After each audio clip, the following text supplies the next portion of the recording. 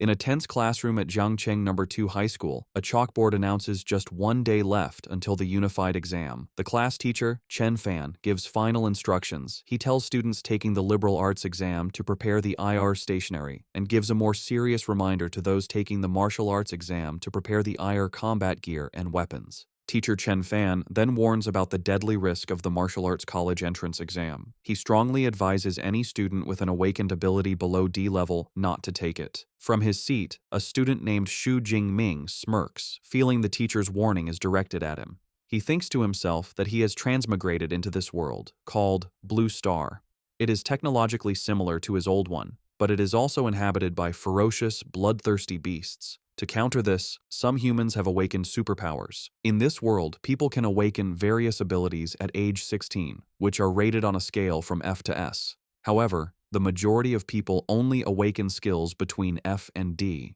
As he considers his own power, a small flash of lightning appears. He reveals that his ability is an E-grade weak electricity, and he notes with disappointment that its power is only comparable to a simple stun baton. As Xu Jingming reflects, a blonde-haired classmate, Huang Tian, taps on his desk. He mockingly asks if Xu Jingming still plans to take the martial arts exam, calling him E-grade trash, who would only shame the school. Huang Tian suggests Xu Jingming should just choose liberal arts and offers him a future as a small clerk in his company. Before Xu Jingming can answer, a female classmate, Lin Qingli, stands up and tells Huang Tian to mind his own business. Annoyed, Huang Tian scoffs at her and promises to show her who is best during the exam. As he walks away, he glances back and adds a cruel remark, predicting Xu Jingming will die on the exam grounds. After Huang Tian leaves, Lin Qingli turns to Xu Jingming with concern. She advises him to ignore Huang Tian's words and suggests that switching to liberal arts might not be a bad option. Xu Jingming listens to her silently, his expression unreadable. Lost in thought, Xu Jingming looks at his Great Xia Unified Exam Registration Form. The form lists his E-level elemental ability. In the Great Xia Kingdom, education is split into liberal arts and martial arts. Those with low-level abilities can choose liberal arts for an ordinary life.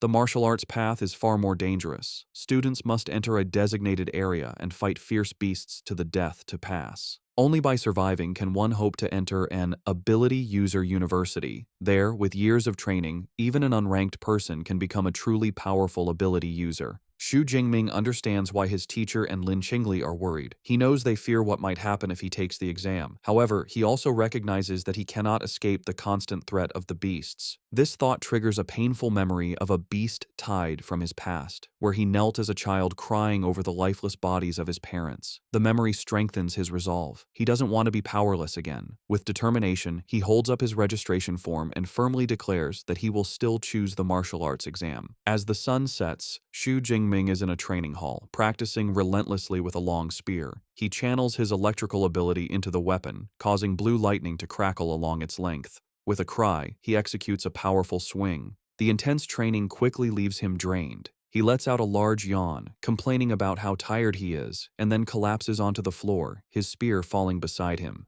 Lying on the ground, Xu Jingming thinks about his training. He has been practicing with the spear for 2.5 years. Despite his efforts, his proficiency is still at a beginner level. He bought a spear technique called Lightning Gale Break for 300,000, which he believes makes him a little stronger than other ordinary E-class awakened ones. As he lies there, a grim thought crosses his mind. He knows the death rate for students below D class in the exam is increasing every year. This thought strengthens his resolve. To get into an awakened university, he must be prepared to fight with everything he has.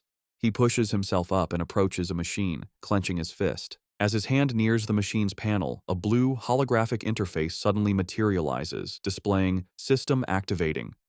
Xu Jingming's eyes widen in shock as he tries to comprehend what is happening. The system's activation finishes, and a new message asks if he wants to claim the newbie gift package. Still on the floor, he realizes this could be the legendary cheat system for transmigrators. His shock turns into excitement. A wide grin spreads across his face as he wonders what the gift package contains. The system immediately reveals the contents: an S-rank super ability and 200 ability points. He is momentarily speechless. An S-rank ability is exceedingly rare. In a major country like Xiahua, a person with one is instantly recruited by top universities and cultivated into a powerhouse. Xu Jingming is stunned by his unbelievable fortune. The revelation fills him with hope. He realizes that even though he was born as E-rank trash, this system gives him a chance to change his destiny. With a determined grin, he reaches out his hand, crackling with his old weak electricity, and says, "Claim," accepting the gift without hesitation.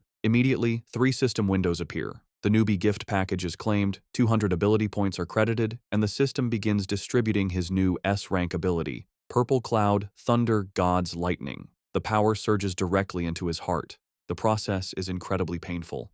An immense power erupts from within him as violent purple lightning surges through his body, tearing his shirt. A progress bar appears, slowly climbing as the energy explodes outwards, shattering the interior of the room. The blast is so powerful it blows out the apartment window. The commotion is noticed on the street below. A woman points up at the strange energy, and her child asks what is happening. A young man frantically makes a phone call, urging someone to call the fire department for the Shu family's child.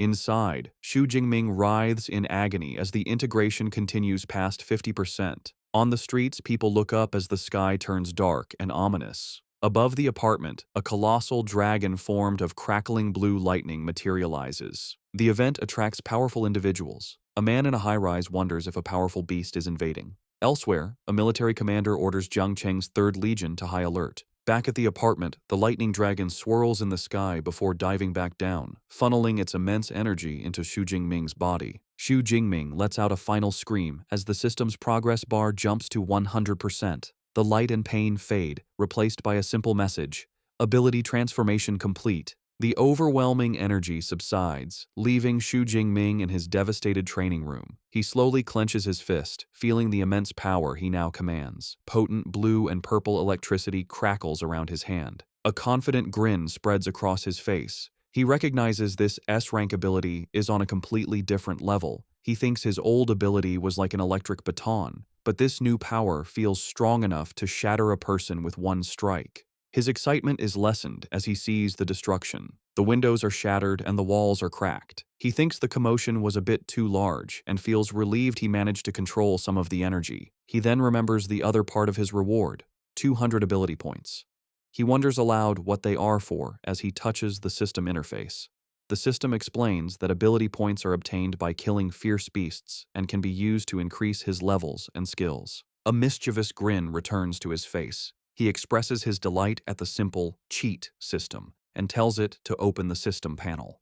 A detailed status screen appears, displaying his new profile, his name, his level as an unranked awakened, his new S-rank ability, Purple Heaven Divine Thunder, and his 200 available ability points. With the unified exam just 1 day away, Xu Jingming's eyes glow. He knows he must use these 200 points wisely to maximize his combat power. Lightning crackles around his hand as he tells the system to allocate the points for him. Xu Jingming decides to use his points logically, reasoning that all abilities come from the human body and spirit. He chooses to strengthen these 2 attributes first. As the system processes the points, his stats for physique and spirit quickly increase. A surge of dark purple energy erupts and swirls around him. He looks slightly dazed, marveling at the feeling of his vital energy and thoughts being enhanced. Clenching his fist, he feels the new power inside him. He throws a test punch, and a vortex of blue and purple lightning explodes from his fist, a display of power far beyond what he could do before. He looks at his hand, surrounded by crackling energy, and understands that by raising his basic attributes, his control over his combat skills and powers will also be stronger. The system panel confirms the upgrade, showing his physique is now 141 and his spirit is 160. It explains that each ability point was equal to 0.2 units of vital energy, or spirit energy. A confident grin spreads across his face. He believes that with his current strength, getting into an Awakener university will be easy, but he wonders how he now compares to the other 700,000 candidates in the province, especially the geniuses trained since childhood.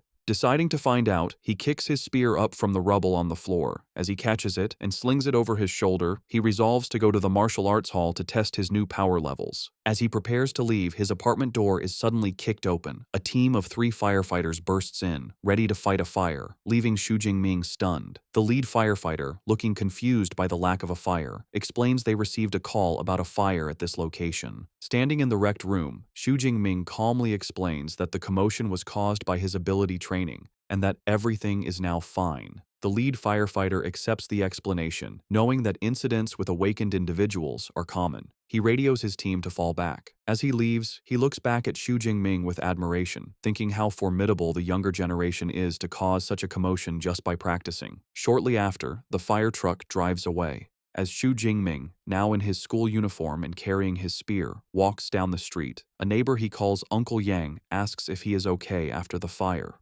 Xu Jingming reassures him everything is under control. Noticing the spear, the neighbor praises him for being so diligent, practicing even with the exam the next day.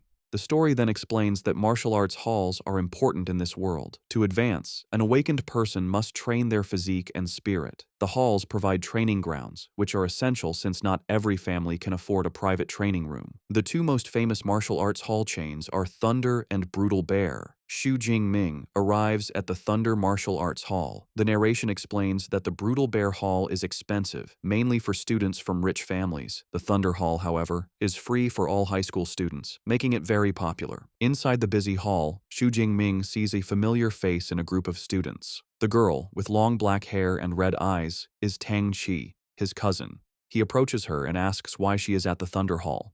Surprised to see him, Tang Qi replies that she just came with a friend. Xu Jingming politely excuses himself, telling Tang Qi and her friends to continue their visit while he heads to the training room. As he walks away, Tang Qi watches him, thinking he seems a bit different. Her cheerful friend, Xiaoya, is immediately taken by Xu Jingming's appearance, calling him handsome and asking Tang Qi who he is. Tang Xi explains he is her cousin, Xu Jingming, also a third-year student taking the martial arts exam tomorrow. Xiaoya swoons, saying he would make a great boyfriend. A male friend teases her for falling in love, and she enthusiastically agrees. Hearing this, Tang Qi decides to bring her friend back to reality. She reveals that Xu Jingming's awakened ability is only E rank. The news shatters Xiaoya's fantasy, and she cries out what a pity it is. The male friend smirks, commenting that it's commendable for someone with an E-rank ability to take the martial arts exam. Tang Qi, however, looks worried, saying courage is meaningless when the risk is so high.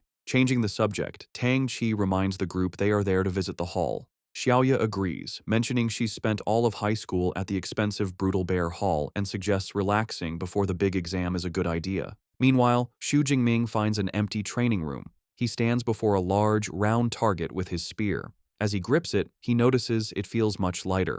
He realizes the spear hasn't changed. His own body has become much stronger. He considers that this old weapon might not be suitable anymore, but with the exam tomorrow, there's no time to find a new one. He decides to first test his peak physical strength without his lightning ability. He takes a deep breath, tightens his grip, and thrusts the spear forward. The weapon slams into the center of the target with incredible force. The strike leaves a spiderweb of cracks in the advanced training target. A digital display above it flashes the number 321. The room's equipment is made from a special memory metal, allowing it to automatically repair itself. Xu Jingming is astonished. His pure physical strength has doubled. He knows the strongest output for a normal, unranked awakened is only around 100 calories, making his base strength exceptional. Satisfied, he decides to try his new S-rank ability. His eyes glow blue as he prepares to channel the Purple Heaven's divine thunder.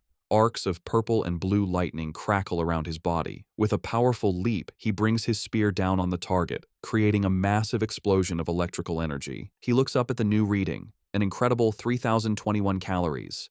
Xu Jingming is thrilled by how powerful his S-rank ability is. The standard for a first-tier awakened is only 1,000 calories. The fact that he, still unranked, can unleash an attack comparable to a mid-tier first-tier awakened shows his new potential. But he isn't done. With lightning still crackling around him, he declares that this is not his limit. He decides to use his true killer move, a technique stacking his enhanced strength, his ability, and his combat skills into one strike. He channels all his energy into the spear, which becomes covered in intense purple lightning. He swings the spear in a wide arc. As the spearhead nears the target, the lightning condenses into a single, bright sphere of power. With a fierce cry of "Break!" he unleashes the attack. The spear connects, resulting in a massive explosion of purple energy that completely engulfs the target. The force of the attack sends a shockwave through the entire martial arts hall. In the main stadium, students are shaken, with one crying out, wondering if it was an earthquake. On the training room floor, Tang Qi, Xiaoya, and their friends are thrown off balance. The male friend recognizes the powerful energy fluctuations, stating they are on the level of a true awakener. They wonder if a new awakener-level high school student has just appeared since all the known ones train at the other hall. Driven by curiosity, Tang Chi says they should go see. The group follows the trail of energy down the corridor. As they turn a corner, they come face to face with Xu Jingming, who is leaving the area with his spearhead now wrapped in a cloth. Tang Chi calls out to him, surprised to see him there. Xu Jingming calmly says he is heading home to prepare for the exam, giving no hint of the power he just used. His friend wishes him luck but dismissively tells the group to forget him, pointing to the training room Xu Jingming just left, saying the energy came from there. The group approaches the door. Peeking inside, they see a scene of total devastation. The advanced memory metal target has been completely destroyed, and the reinforced wall behind it is a massive crater of rubble. The entire room is a wreck. Tang Chi, Xiaoya, and the others can only stare in pure shock, unable to comprehend the level of destructive power that was just unleashed in a high school training room. Staring at the destruction, Xiaoya exclaims that even the advanced memory metal was blasted through, which would require an incredibly intense attack. She wonders if any high school student in their city of Jiangcheng is actually that powerful. The brown-haired male friend dismisses the idea. Touching the crater's edge, he says the residual energy feels too violent for a high school student. He theorizes it was a powerful second-order ability user who mistakenly entered the student-level floor. Another friend agrees, adding that even a genius from the provincial capital couldn't do this, making it impossible for such a person to be in their small city. Xiaoya, however, suggests a different theory. She points out that the only person they saw nearby was Xu Jingming and excitedly suggests he might be a hidden super genius. Her friends ridicule the idea, with one asking if she's been reading too many novels. The other points out that Xu Jingming is a known E-class user who would be lucky to have an attack strength of 300. Her friend offers a more logical explanation, suggesting the powerful user simply left through the other corridor. He then turns to Tang Chi, who has been silent, and asks for her opinion. Tang Chi simply answers, "Maybe," stepping forward to inspect the damage. As she runs her hand along the shattered wall, she notices the impact marks look like they were left by a long spear. The image of her cousin with his spear flashes in her mind. A deep suspicion forms, and she silently wonders if Xu Jingming taking the martial arts exam is really him overestimating his abilities. The next day is clear and bright, the day of the martial arts exam. Dozens of buses arrive at a massive, fortified venue, dropping off students armed with various weapons. Among them is Xu Jingming, walking with a calm and confident stride, his spear on his shoulder. The students gather by a tall fence, looking into the exam grounds with a mix of awe and terror. One student complains nervously, recalling that past exams had much weaker beasts. The consensus is that this year's exam will be incredibly difficult. As the students share their fears, an arrogant voice cuts through the crowd. A long-haired young man with a large sword scoffs at their cowardice. He declares that anyone who can't deal with a unicorn rhinoceros is useless, leaving the other students speechless. Nearby, Xu Jingming's best friend, Liu Ji, asks who the arrogant guy is. Xu Jingming identifies him as Zhou Mingyang. Liu Ji explains that Zhou Mingyang is a well-known genius with a B-class ability who has already advanced to become a first-order ability user, a rare feat for a high school student. Xu Jingming looks at the prodigy with a confident smile and a competitive glint in his eye, silently wondering who is stronger. Suddenly, a loud voice calls for the candidate's attention. A stern-looking man with a scar, dressed in a military-style uniform, introduces himself as Wang Haiyang, the chief commander of the exam. He says that before the exam begins, he will review the important precautions. Standing on a military vehicle, Commander Wang Haiyang announces the exam will last 12 hours, from 9 a.m. to 9 p.m. He gestures to the vast, ruined town that serves as the exam venue. He explains that it is divided into 4 zones: outer, central, inner, and core.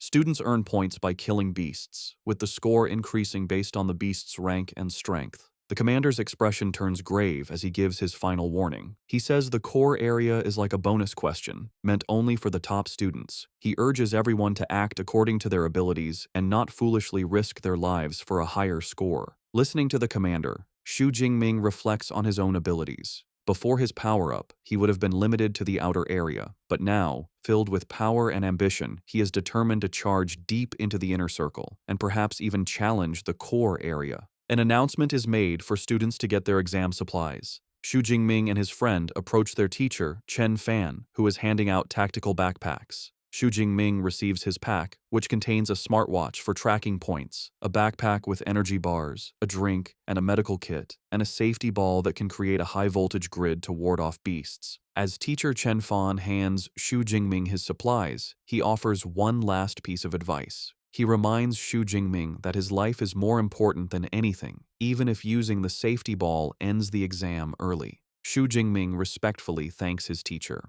Just then, a familiar voice calls his name. He turns to see his classmate, Lin Qingli, running towards him. She kindly offers him a spot on her team. With her is their class president, Liu Qin, a C-class user who says he will protect Xu Jingming in the exam hall. However, another student objects, arguing that the exam is a serious competition. He complains that taking on an E-rank student like Xu Jingming will hurt their chances of getting a high score. Another teammate angrily agrees, accusing Liu Qin of changing their plan. The two objectors make it clear they don't want to be saddled with a burden. The insults infuriate Xu Jingming's friend, Liu Ji, but Xu Jingming calmly holds him back. With a polite smile, Xu Jingming declines the offer. He tells Liu Qin and Lin Qingli that he appreciates their kindness, but plans to go in alone. A concerned Lin Qingli reluctantly accepts his decision, urging him to be careful. The student who had complained smirks and suggests they go find the powerful Huang Tian to team up with instead, letting out a mocking laugh as they walk away. Xu Jingming watches them go with a confident smirk of his own, thinking that he is more than capable of getting a high score by himself. An announcement rings out, declaring the official start of the exam. A fleet of drones swarms into the sky, ready to live broadcast the event. The massive gates open, and a flood of students charges into the ruined city, shouting their goals. Among the crowd are Tang Qi and her friends, a determined-looking girl with a large sword, and the top contender, Zhou Mingyang, who uses his wind ability to leap ahead of the pack. In contrast, Xu Jingming remains calm. He takes a single step, then breaks into a steady run, his spear in hand, thinking that the exam has finally arrived and he is ready. As he runs, he taps his smartwatch. A holographic screen confirms his identity and displays the real-time rankings. The top 3 spots are already filled, with Zhou Mingyang in first place with 7 points, followed by 2 other students. Xu Jingming looks at the leaderboard with a confident smirk. He notes that Zhou Mingyang has already started killing beasts, but the early lead only fuels his own competitive spirit. While others fight in the outer sections, Xu Jingming decides on a bolder strategy. He resolves to waste no time and head straight for the high-risk, high-reward core area. As he moves deeper into the ruined city, he suddenly stops. Ahead, he discovers a gruesome scene: the lifeless body of another student in a pool of blood. Beside the body is an unused green safety ball, showing how fast the attack must have been. Xu Jingming is disturbed by the sight. He realizes the student didn't even have a chance to activate his last defense. The grim reality of the exam hits him, and he understands the weight behind his teacher's and the commander's warnings. He thinks that if he hadn't received his S-class ability yesterday, he could have easily ended up in the same state. Steeling his resolve, he accepts the brutal nature of the exam. He kneels beside the fallen student and uses the boy's smartwatch to call for the body to be retrieved. He reflects that opportunities always come with risks. Suddenly, he hears a noise nearby. From the shadows of a ruined building, a large clawed paw silently appears. A moment later, a ferocious shadow cat with glowing purple eyes emerges. Xu Jingming instantly realizes the horrifying truth. The beasts had left the dead student as bait. It's a trap, and the beast lunges towards him. Despite the shadow cat's terrifying lunge, Xu Jingming remains perfectly calm. The beast growls menacingly as it pounces with incredible speed,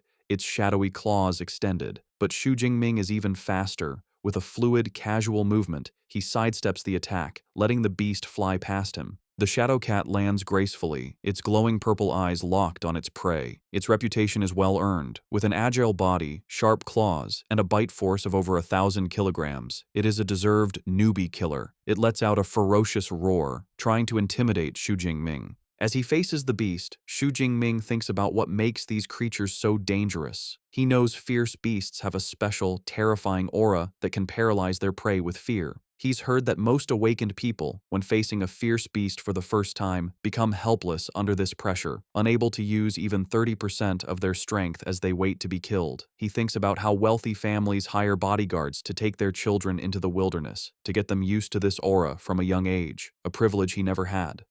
Knowing this is his first true battle against a fierce beast, he readies his spear as the shadow cat lunges at him again. The beast closes the distance instantly, its mouth wide open, but Xu Jingming stands his ground, completely unaffected. Arcs of purple lightning crackle along his spear as he channels his power. In a single, swift motion, he thrusts the spear forward, the lightning-infused tip piercing through the shadow cat's head and killing it instantly. He looks down at the dead creature with a thoughtful expression. He realizes the beast's intimidating aura had no effect on him. A moment later, a blue holographic window appears from his smartwatch, confirming the kill. Killed one unranked fierce beast, a shadow cat. Ability points, +3. A note explains that fierce beasts are ranked from 1 to 9, and those below rank 1 are unranked, corresponding to unranked human awakened people. Xu Jingming looks at the map of the venue on his watch. He considers that killing beasts grants him ability points, but he seems unimpressed by the small reward, thinking that unranked beasts give far too few points. Realizing he is unaffected by the intimidating aura of fierce beasts, Xu Jingming concludes there is little point wasting time in the outer area. He resolves to get to the more dangerous central area as quickly as possible. He begins his journey deeper into the exam venue, cutting a bloody path through the unranked beasts. He effortlessly kills shadow cats, iron-furred pigs, and wolf-like creatures, gaining a steady 3 to 5 ability points with each kill. However, he identifies a flaw in his approach. While he has gained ability points, he recognizes that he lacks actual combat experience. His new S-rank ability is so overwhelmingly powerful that it kills unranked beasts instantly, preventing him from honing his fighting skills. He also considers the high energy cost of his new power. He knows higher-ranked abilities consume more energy. Unlike his old E-rank ability that could last for hours, he can't maintain his S-rank power at full strength for even an hour. With the exam lasting 12 hours, he understands he cannot waste energy before reaching the core area. He decides on a new strategy. He will kill fierce beasts using only his spear technique to gain experience and conserve power. Just as he makes this decision, a new, much larger threat appears, a formidable bipedal unicorn rhinoceros. The massive beast roars and charges, tossing a wrecked car aside with its immense strength. Instead of retreating, Xu Jingming stands his ground and faces the charge head-on. The powerful impact of the rhino's horn sends him flying backward. With incredible agility, Xu Jingming uses the momentum to flip himself in midair, positioning himself directly above the beast. Before the rhino can react, he dives down, landing on its back and plunging his spear deep into its skull with a single, precise strike. The massive beast collapses, defeated. Breathing slightly, Xu Jingming is surprised by how much faster his killing speed has become, noting that even a powerful beast like the rhinoceros wasn't much of a challenge. A thought strikes him, and he wonders if his spear technique broke through to a higher level without him realizing it. He summons his system panel, which confirms his suspicion. His spear technique has leveled up to the intermediate stage, and his ability points have risen to 256. He concludes that relying on his spear technique is the most effective way to boost his strength. Feeling how fluid the intermediate technique is, he wonders what would happen if he improved it further. Using his accumulated points, he decides to upgrade his spear skill again. The effect is instant. A massive influx of advanced spear techniques and complex movements floods his mind, integrating into his muscle memory. He clutches his head, amazed by the sheer volume of skill he just acquired. With a wealth of new techniques, Xu Jingming feels a surge of confidence. Gripping his spear, he stands tall amidst the ruins with a predatory smile. He declares that he can't wait to find a first-rank, fierce beast to test his new skills on. At the same time, in another part of the outer area, Lin Qingli and her team are moving through the streets. Suddenly, Lin Qingli stops, puzzled. In the distance, she thought she saw a familiar silhouette. She voices her thought, saying she thinks she just saw Xu Jingming. One of her teammates dismisses the idea, asking if she's seeing things. He argues it couldn't be Xu Jingming, as it would be suicide for someone with his E-rank strength to be this deep into the exam zone. Lin Qingli is filled with doubt, but can't shake the feeling that she saw her classmate. She begins to worry about him. Her thoughts are interrupted when another teammate calls them over. The group rushes to find him standing before the massive, freshly killed corpse of the unicorn rhinoceros. They see that the blood on its wounds isn't dry, meaning it was killed just minutes ago. They examine the fatal injury, a clean, penetrating wound to the head made by a long-handled weapon. One of them exclaims that it's a spear wound. The pieces click together in Lin Qingli's mind. The spear wound, the timing, and the silhouette all point to one conclusion. She wonders aloud if the person she saw could really have been Xu Jingming. The skeptical teammate scoffs at the suggestion, arguing that a unicorn rhinoceros is a beast that only a C-rank awakened person could defeat alone. To settle the argument, another teammate suggests they check the score rankings. Without hesitation, Lin Qingli activates the leaderboard on her smartwatch. As the rankings appear, her eyes widen in shock. There, in 46th place with 256 points, is Xu Jingming, Zhangcheng Second High School. She exclaims that it really is him. Her teammates are speechless, their faces showing pure disbelief. They refuse to accept that the E-rank student they looked down on is now in the top 50, speculating it must be someone with the same name. They are left questioning everything, unable to comprehend the situation. Meanwhile, far from the battlefield, officials and VIPs watch the exam on large screens. One spectator comments on the predictable strength of the first high school, which dominates the top 10 ranks. They single out Zhou Mingyang, ranked first with 412 points, who seems to have secured the title of Jiangcheng's top student. Another official wonders if he can become a provincial top 100 student, a feat no one from their city has achieved in years. Among the officials is Zhang Wenshan, the director of the Jiangcheng Education Bureau. With a self-satisfied smile, he agrees that Zhou Mingyang is their city's ace and expresses confidence that he will break into the provincial top 100. He then turns to the principals of the first and third high schools, praising their institutions. The principals humbly thank the director. While praising the top schools, Director Zhang Wenshan turns to the principal of the second high school, Zhao Yao. He condescendingly tells him that his school needs to work harder, noting their best student is only ranked 18th. The principal sweats nervously, bowing and stammering his agreement. Principal Zhao Yao is inwardly fuming. He knows that among the top 50 students, only 8 are from his school. He mentally lists his top students, including Xu Jingming, urging them to get their act together. A moment later, he pauses. The name Xu Jingming doesn't sound familiar. He wonders aloud who this student is and why he's never seen the name before. He turns to the teacher beside him, who is Chen Fan, and asks about Xu Jingming. Upon hearing that his supposedly weakest student is in the top 50, teacher Chen Fan has a jaw-dropping reaction of pure shock. He takes a moment to compose himself, wiping sweat from his brow. He recalls that Xu Jingming is an E-rank awakened and wonders if the boy had been hiding his true strength, but he dismisses the thought as impossible. He looks up at the monitors in frustration, realizing that since only the top 10 students have dedicated camera feeds, there is no way for him to see how Xu Jingming is accumulating so many points. Meanwhile, back in the exam venue, Xu Jingming has pushed through the outer area and arrived at the central area, a zone with a much higher danger level. He walks calmly through the streets, crushing a bottle underfoot. Taking a moment to eat an energy bar, he observes that the number of fierce beasts has decreased. He knows this is because ranked beasts have developed intelligence and a sense of territory, making them more difficult opponents. Suddenly, his sharp senses pick something up. His eyes narrow as he announces that his target has arrived. An instant later, a powerful striped beast bursts through a pile of wrecked cars. The creature is a first-rank fierce beast, an arm-blade tiger named for the sharp, blade-like bones on its forelimbs. Xu Jingming stands his ground, unfazed. He remarks on his good luck, pleased to have encountered a first-rank beast so soon. With a confident and eager expression, he readies his spear, declaring that this powerful opponent is the perfect test for his newly upgraded spear technique. The arm-blade tiger lets out a ferocious roar and lunges, its powerful claws ready to attack. Xu Jingming remains calm and composed, holding his spear defensively. With a graceful spin, he deflects the tiger's initial pounce, expertly parrying the beast's attack with the shaft of his spear. The force of the blow causes the tiger to recoil slightly.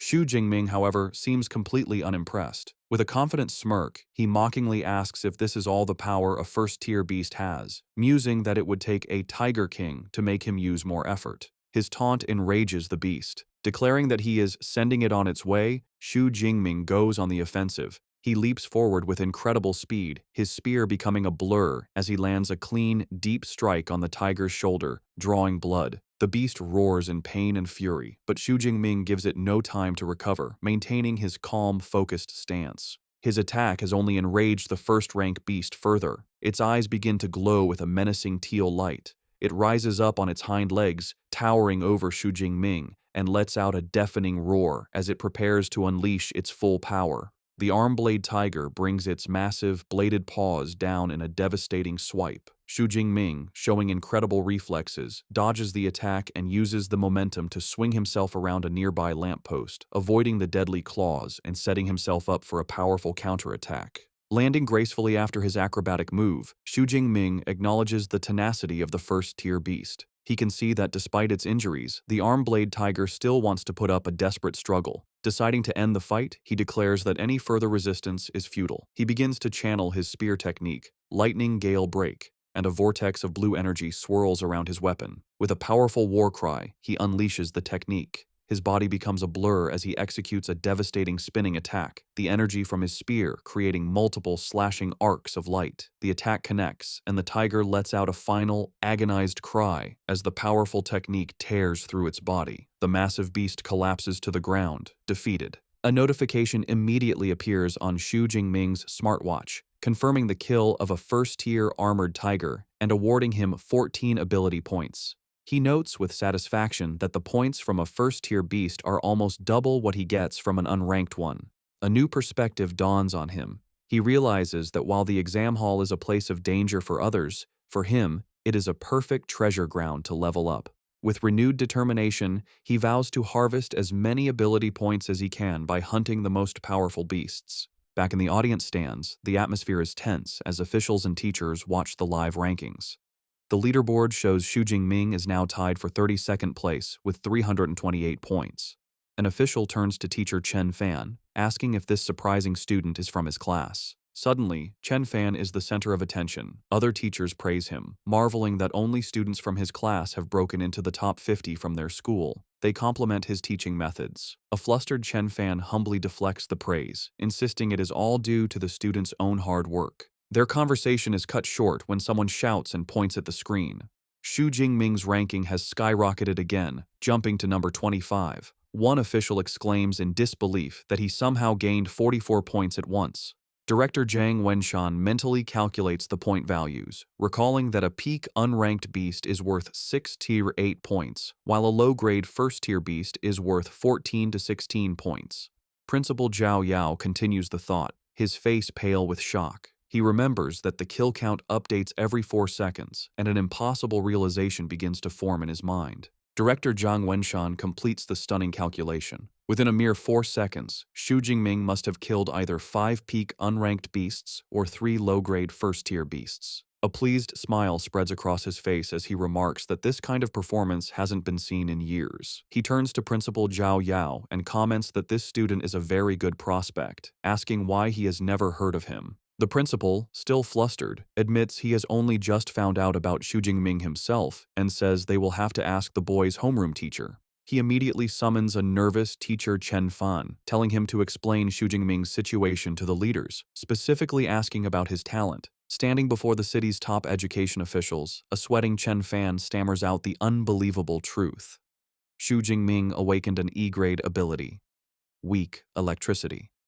The principal is incredulous, asking if Chen Fan is certain he hasn't remembered incorrectly. Chen Fan insists that he is sure. He adds that he specifically advised Xu Jingming not to participate in the exam due to his low-rank ability. Director Zhang Wenshan listens with growing curiosity. He deduces that for a student with only an E-grade ability to get this far, he must have other outstanding qualities. This mystery piques his interest. He decides to wait, confidently predicting that with Xu Jingming's momentum, he should soon break into the top 10. At that point, they will get a dedicated camera feed and will finally understand how he is doing this. He adds a stern warning, however, that if the student is cheating, there will be consequences. Just as he finishes speaking, both teacher Chen Fan and Principal Zhao Yao's eyes go wide with shock. A new update appears on the leaderboard. Xu Jingming has done the impossible and broken into the top 10, now at 9th place. Just below him, at number 12, is his cousin, Tang Qi. Elsewhere in the exam hall, Tang Qi, now with cat-like ears and a tail, sits atop a defeated beast. She looks off into the distance with a knowing smile, now certain her cousin was the one who caused the destruction at the martial arts hall. The top-ranked student, Zhou Mingyang, also notices the new name on the leaderboard. He notes with some surprise that, with 6 hours still left, a new face has squeezed into the top 10. He thinks to himself that he has never heard of Xu Jingming before. Because he is in the top 10, a dedicated camera drone is sent to follow Xu Jingming. The feed shows him effortlessly killing another first-tier beast with his spear. As the beast falls, a notification awards him another 14 points. He comments to himself that the efficiency of killing beasts is much higher in the central area. He then notices the drone and realizes he must have entered the top 10. Standing over his latest kill, Xu Jingming reflects on the nature of the exam. He understands it's a test of strength and potential, where better results lead to greater recognition. With this in mind, he decides he has no reason to hide his true power, declaring that breaking into the top 10 is just the beginning. Before challenging the core area, he decides to improve his strength again. He checks his system panel, which shows his spear technique is now at the advanced level, and he has 312 ability points. He notes with some disappointment that his level hasn't automatically promoted from awakened. He deduces that the only way to advance to a true ability user is by learning a specific cultivation method, which he cannot do during the exam. Since he can't increase his rank, he decides to continue improving his basic attributes. He spends some points, boosting his physique by 40 and his spirit by 22. Feeling a surge of new power, he clenches his fist, ready to finally head to the core area. He soon arrives at the entrance to the core area, where the danger level is highest. He is greeted by a brutal scene, a pack of 9 armored tigers devouring the corpse of a large, rhino-like beast. From a safe distance, Xu Jingming observes the pack. He quickly identifies the one in the middle, which is larger and has a more powerful aura, as the armored Tiger King. Far from being intimidated, he sees this as a great harvest of points waiting for him. Just as he prepares to move, he senses another presence. He calls out, telling the hidden person to come out. From behind a corner, Zhou Mingyang emerges, looking impressed. He compliments Xu Jingming on his sharp perception and admits he didn't expect the mysterious student who broke into the top 10 to be him. Xu Jingming recognizes the top-ranked student and asks how Zhou Mingyang knew who he was. Zhou Mingyang explains that he is familiar with every strong candidate who could enter the core area. Since Xu Jingming was an unknown who rose through the ranks, he naturally deduced his identity. Zhou Mingyang then reveals he has been watching the tiger pack and prepares to draw his sword. Xu Jingming immediately becomes wary, asking if he intends to steal his monster. Zhou Mingyang clarifies that he has no intention of stealing the kill. He explains that the armored Tiger King is a powerful mid-grade first-tier beast, and with its pack of 9 other tigers, it's an opponent no single person can handle alone. He proposes they cooperate to take down the pack. However, Xu Jingming flatly rejects the offer with 2 simple words: no need. With a look of absolute confidence, he declares that he is more than enough by himself. Dismissing Zhou Mingyang's offer, Xu Jingming confidently steps out into the open to confront the pack of armored tigers. His sudden appearance immediately draws their attention. They let out warning growls, and the Tiger King, perched on its kill, roars to assert its dominance. Xu Jingming's eyes narrow as he observes his opponents. He notes that, as expected of a group led by a beast king, the tigers have enough intelligence for a simple battle formation, with the stronger ones in front. The pack growls menacingly, preparing to attack as one. One of the tigers breaks from the pack and charges, roaring as it lunges at him. From his hiding spot, Zhou Mingyang watches with a mix of disbelief and intrigue. He decides to observe the encounter, curious to see if Xu Jingming is just marching to his death or if he has some special skill to back up his incredible confidence. Facing the charging beast, Xu Jingming remains perfectly still, a calm aura around him as he prepares his spear. In a blur of motion, he begins to spin the weapon with blinding speed, the shaft becoming a near-invisible circle as he gathers energy for his attack. He unleashes a devastatingly wide spinning sweep, sending a massive arc of force tearing through the air towards the attacking beasts. The attack connects with overwhelming power. In a single, brutal motion, his spinning spear cuts through several of the tigers at once, sending a spray of blood across the street. System notifications instantly pop up, confirming his kills and awarding ability points. The lifeless bodies of the tigers collapse onto the blood-soaked pavement, the initial wave of the pack annihilated by his single, powerful strike. The armored Tiger King is enraged by the slaughter of its pack. Xu Jingming, however, looks at the carnage with a hint of dissatisfaction. He remarks that it's a pity his physical strength is still lacking, as he was unable to kill all the tigers in one blow. The remaining tigers, led by their enraged king, surround him, ready to avenge their fallen pack members. The Tiger King unleashes a deafening roar, a powerful sonic attack meant to disorient its opponent.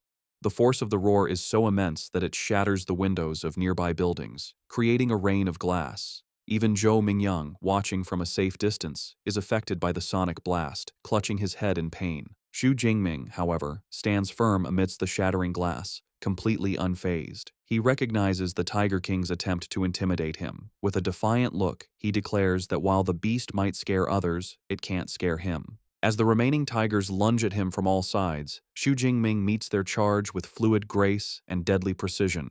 He parries one tiger's attack, then uses the beast's own body as a springboard to launch himself into the air, avoiding the snapping jaws of another. The Tiger King, seeing an opening, charges forward, but Xu Jingming is ready. Still airborne, he positions himself for a decisive strike. With a powerful overhead swing, he brings his spear down directly onto the Tiger King's head, the immense force cleaving through the beast's skull and killing it instantly. He lands gracefully as a system notification confirms the kill of an upper-rank First-Order Arm-Blade Tiger, awarding him a massive 20 ability points. Watching from his hiding spot, Zhou Mingyang is utterly dumbfounded. Sweating and wide-eyed, he can't believe what he just witnessed. He mutters to himself that there's no way one person could have taken care of the entire pack, wondering what kind of monster Xu Jingming truly is. Xu Jingming, on the other hand, is ecstatic. He marvels at the huge harvest of ability points he earned from the Tiger Pack. He excitedly wonders how many points he can accumulate before the 12-hour exam is over. Knowing that more points mean more power, he decides to hurry and find the next group of beasts to hunt. Before he can leave, Zhou Mingyang runs out from his hiding spot, demanding to know how Xu Jingming managed to crush the tigers with just a long spear. He asks if his ability is a reinforcement type, which would explain his incredible physical prowess. Without stopping, Xu Jingming simply leaps away, calling back that he is a lightning type. Zhou Mingyang is left fuming, not believing the answer. He clenches his fist in frustration, thinking Xu Jingming is being dismissive. A moment later, he realizes that with so many new kills, Xu Jingming's score is likely to catch up to his. He quickly checks the leaderboard on his smartwatch. To his absolute horror, he sees that Xu Jingming has not just caught up, but completely surpassed him. The leaderboard now shows Xu Jingming in first place with 1,122 points, while he has been pushed down to second with 985. The realization leaves him screaming in frustration. Back in the audience stands, the officials are erupting with excitement. Director Zhang Wenshan stands up and declares that Xu Jingming's high-level spearmanship confirms he is a genuine genius. He claps a beaming Principal Zhao Yao on the shoulder, announcing that with Xu Jingming representing them, Zhang Cheng can definitely get into the provincial top 100. He promises a commendation for the second high school after the exam, much to the principal's tearful delight. Principal Zhao Yao is overcome with emotion, thinking what a huge surprise Xu Jingming has been, finally giving his school its day to shine. 3 hours later, in the core zone, Zhou Mingyang walks through the streets, looking utterly confused. He wonders aloud where all the fierce beasts have gone. A voice from behind him suggests that he'll have to ask the #1 ranked student. He turns to see his cousin Tang Qi, along with other top-ranked students Wu Hao and Meng Di. Tang Qi points to the empty streets, explaining that Xu Jingming has already killed all the beasts. She says that because they couldn't find any beasts to fight, they had to team up. Zhou Mingyang is left stunned, finding it impossible to believe one person could have cleared out the entire core zone. Tang Qi tells Zhou Mingyang that she can tell he hasn't been a ranked ability user for very long. To prove her point, she tells him to look at her cousin's current score. She activates her smartwatch, and the leaderboard appears. Zhou Mingyang's eyes go wide in disbelief as he sees the astronomical number next to Xu Jingming's name. 35 points, more than triple his own score. He can only stammer in shock. Tang Qi calmly explains the math. Subtracting the roughly 700 points Xu Jingming got in the central zone, he still earned over 2,500 points, meaning he must have single-handedly killed almost 200 fierce beasts in the core zone alone. A bead of sweat rolls down Zhou Mingyang's face as he realizes the truth.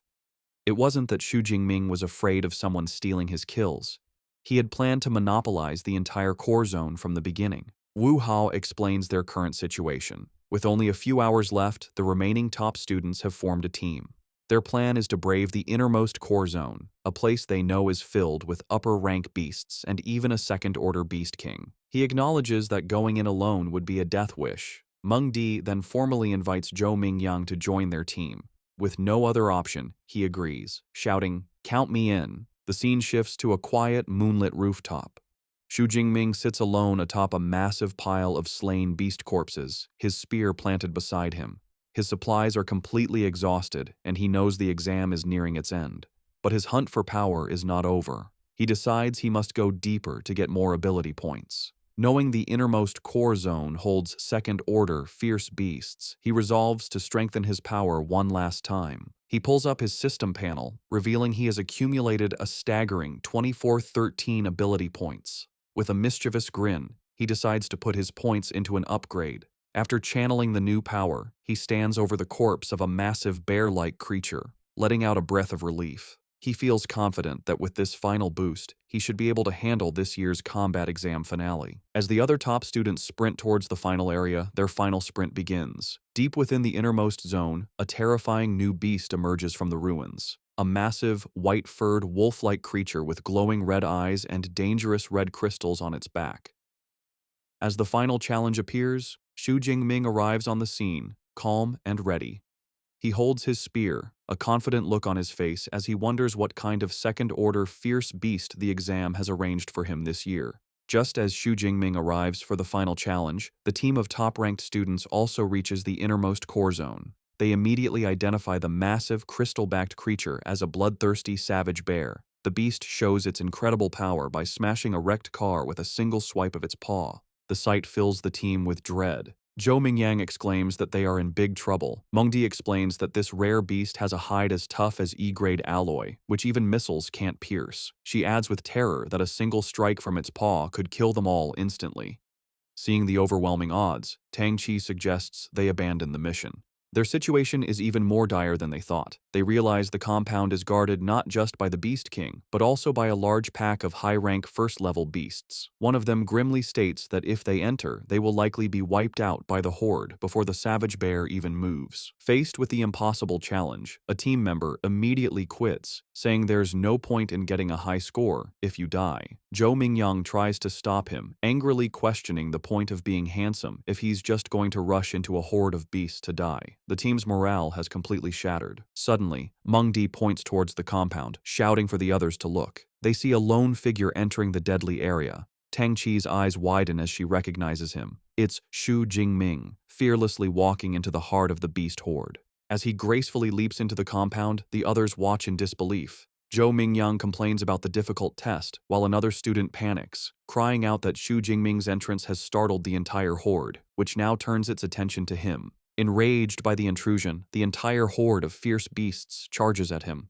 Xu Jingming stands his ground in the center of the street, and in an instant, he is completely engulfed by the snarling creatures. Watching from the rooftop, the other students are horrified. Tang Qi worries for her cousin, but Wu Hao remarks that he was too reckless. Tang Qi declares she has to go help him. Meng Di grabs her arm, trying to stop her, and Wu Hao calls her crazy, saying it's a pointless death. Tang Qi desperately insists that Jingming is her cousin, and she can't just watch him die. Before she can act, a massive explosion of purple and blue lightning erupts from the center of the beast horde. The raw power creates a blinding flash, forcing the students on the roof to shield their eyes. Zhou Mingyang stares, wondering aloud if this is the lightning superpower Xu Jingming mentioned earlier. The lightning dissipates, revealing a scene of utter carnage. The entire horde of first-level beasts has been wiped out, their charred bodies scattered around a lone, unharmed figure. Xu Jingming stands in the devastation, purple lightning crackling around him. He acknowledges that his physical strength alone wasn't enough, so he had to use his superpower.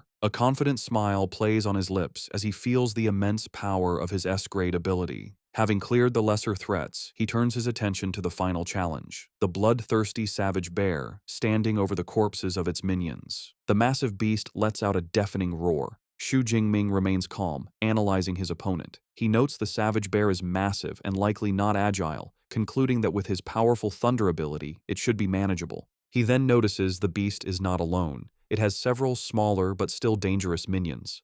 Realizing these creatures might be an annoyance, he decides there's only one thing to do. With a look of fierce determination, his eyes glowing, he declares that he will clear the area first.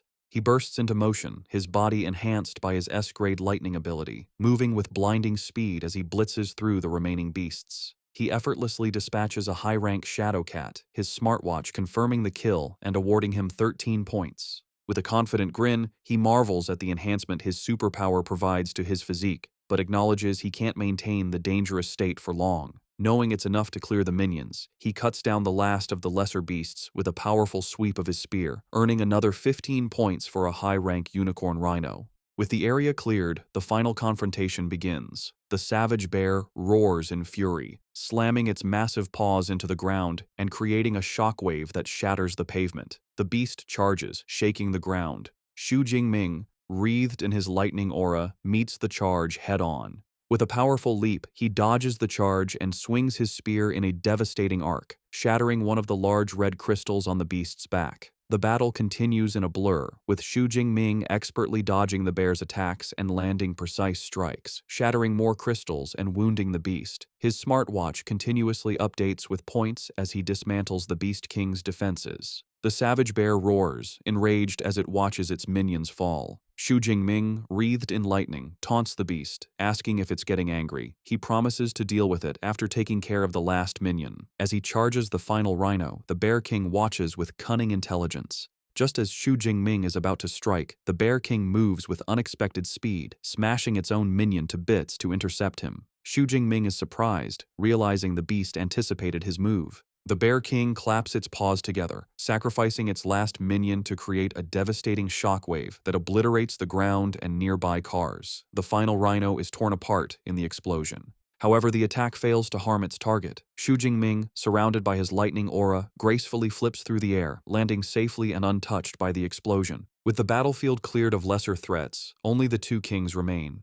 Xu Jingming grins fiercely, his body crackling with power. He declares that with no minions left, it's time to see if the beast's armor-like hide can withstand the force of his thunder. With a powerful thrust, Xu Jingming plunges his lightning-covered spear into the bloodthirsty savage bear's head. The impact creates a huge explosion of purple energy that covers the drone following him, cutting its camera feed. The students on the rooftop are hit by the shockwave, shielding their faces from the blast. In the audience stands, the officials stare in stunned silence at the static-filled screen. Director Zhang Wenshan, shocked, turns to Principal Zhao Yao. He yells, asking if he calls the power they just saw an E-class ability and accusing him of kidding. Another official, also amazed, remarks that Xu Jingming could instantly kill a high-tier rank 1 beast and fight a rank 2 boss, a feat even an A-class user would struggle with. Principal Zhao Yao, sweating and at a loss, can only guess it might be a rare ability mutation.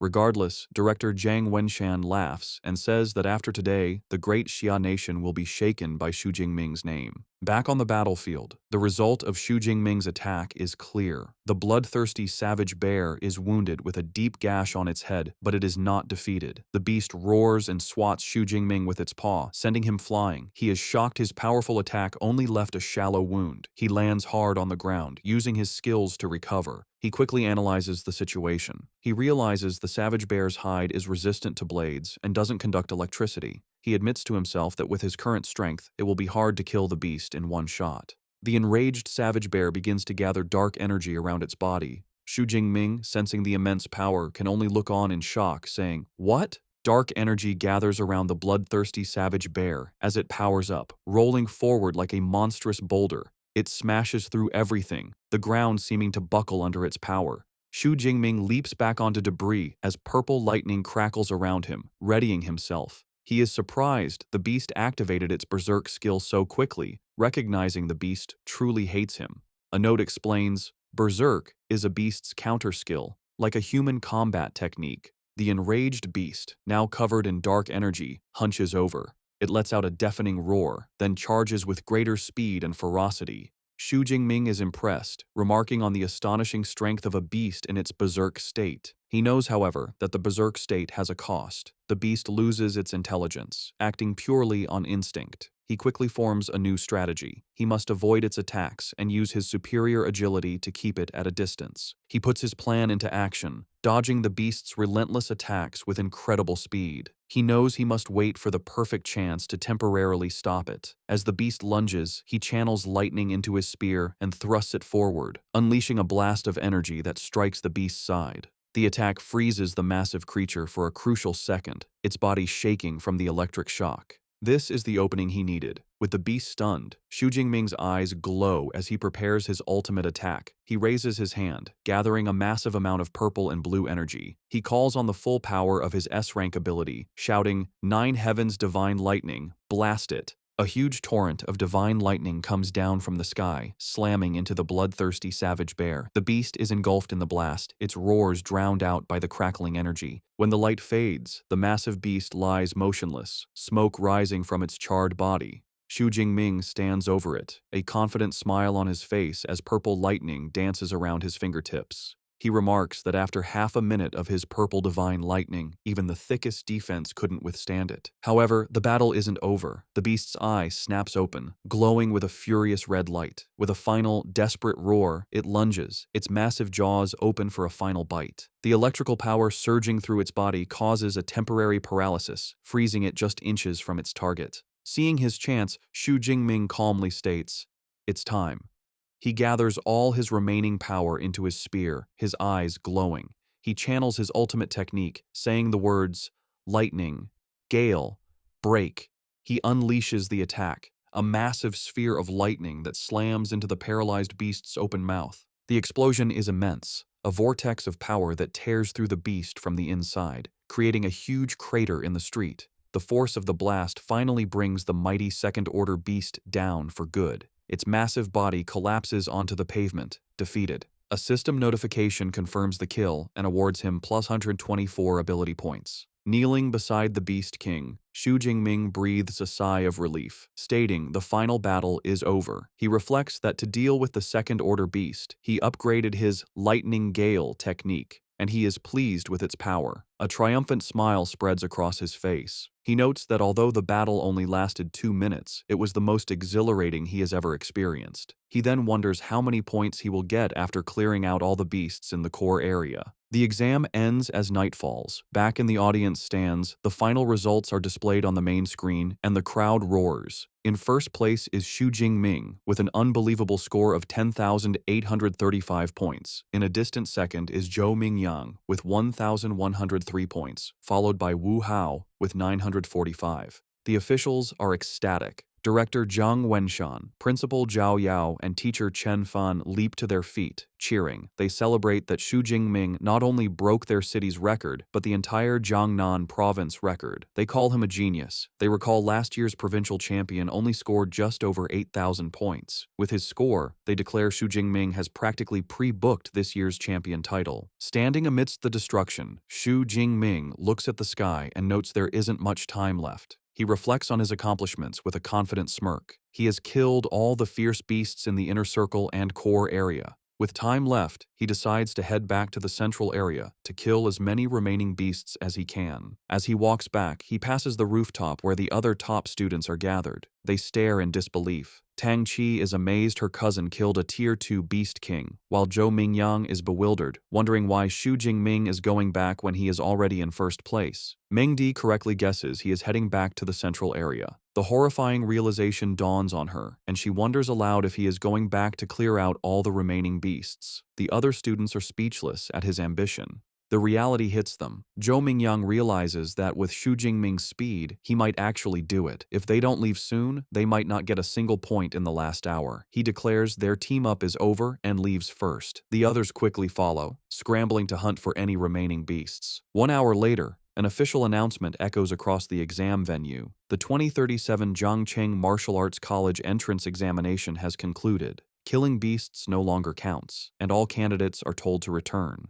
Throughout the venue, the remaining students react. A tired Tang Qi wipes sweat from her brow, sighing that it's finally over. Elsewhere, one student despairs over being one beast away from passing, while another celebrates just barely making it. In the midst of the carnage, Xu Jingming stands over his final kill, looking unsatisfied. He wonders why the exam had to end so quickly, feeling he wasn't quite finished. As students exit the exam venue, they are greeted by guards, their faces a mix of exhaustion and relief. Outside, Tang Qi's friend Xiaoya is still reeling from Xu Jingming's power. She clings to Tang Qi, asking for the third time if Xu Jingming is really her cousin. Tang Qi, looking weary, confirms he is. Xiaoya's crush has returned. With a blush, she begs Tang Qi for his contact information. Tang Qi reminds her that just yesterday she wasn't interested. Xiaoya quickly says things are different now that he is first in the exam and continues to beg. Their conversation is interrupted by a commotion. Someone shouts that Xu Jingming is coming out. A massive crowd of students swarms the exit, desperate to see the new champion. Xu Jingming emerges from the gate, his expression calm and his spear on his shoulder. He is met with cheers and congratulations. Some jokingly ask him to give them 100 of his points. He smiles and waves, taking in the sudden fame as he walks towards the buses. In the crowd, Wu Hao and Zhou Mingyang look on. Wu Hao remarks that Zhou Mingyang should have been the one in that position, but Zhou Mingyang humbly replies he is content with his score, admitting he never knew the second high school could produce such a monster. Before Xu Jingming can get on the bus, he is stopped by Principal Zhao Yao, who congratulates him and introduces him to Director Zhang Wenshan. The director informs Xu Jingming that he wants to give him a ride himself. Xu Jingming looks at the chaotic crowd and realizes it's for the best, knowing the bus ride would be full of questions. He gets into a sleek black car with the officials, which speeds away. Inside the car, Director Zhang asks Xu Jingming which superpower university he wants to attend. Xu Jingming admits he has been so focused on his strength that he hasn't thought about it. The director assures him that with his results, any university would be within his reach. However, he advises that half of the country's high-level superpower users graduate from the top 3 universities and recommends he consider them. Director Zhang Wenshan details the top 3. First is Qingjing Superpower University, affiliated with the government. Graduates can directly enter the system and serve the country. Next is Modu Superpower University, known for its excellent resources and elite clubs. Finally, there is Jincheng Superpower University, which has a long history and strong faculty. All 3 have top-tier cultivation methods that are not public. Xu Jingming listens intently. He understands awakened individuals need these special methods to become true superpower users. He asks what makes a top-tier cultivation method special. The director explains that with a beginner method, it would take 3 to 4 years to advance. With a top-tier method, it only takes half a year. He reassures Xu Jingming that with his results, he will qualify for special admission from even the top 3 universities. Having dropped off the officials, Xu Jingming arrives back at his apartment late at night. The next day, he is in the shower, feeling refreshed. He checks his system panel and sees he has 2,534 ability points remaining, which he believes is enough for a superpower university. As he dries off, he wonders if there will be beast-killing competitions after he enrolls, deciding he will have to enter the wilderness to continue growing stronger. Meanwhile, his cousin Tang Qi arrives at his apartment with her mother, Xu Qingwan.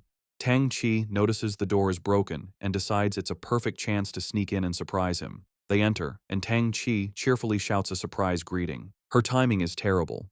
Xu Jingming, wearing only a towel, has just stepped out of the bathroom. He is shocked to see his aunt and cousin. His aunt, equally flustered, asks what he is doing, while Tang Qi is left blushing and speechless. His aunt then sees the ruined apartment and angrily asks how it got into such a mess. A flashback explains that after his parents passed away, his aunt stayed with him, taking good care of him and giving him the warmth of a home. She fulfilled her guardian duties, even occasionally feeding him his favorite meal. After the initial shock, Xu Jingming sits with his aunt and cousin.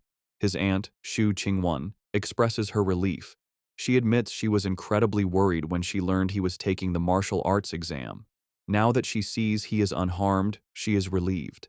She reassures him his score isn't important. Xu Jingming is confused and asks if Tang Qi didn't tell her the results.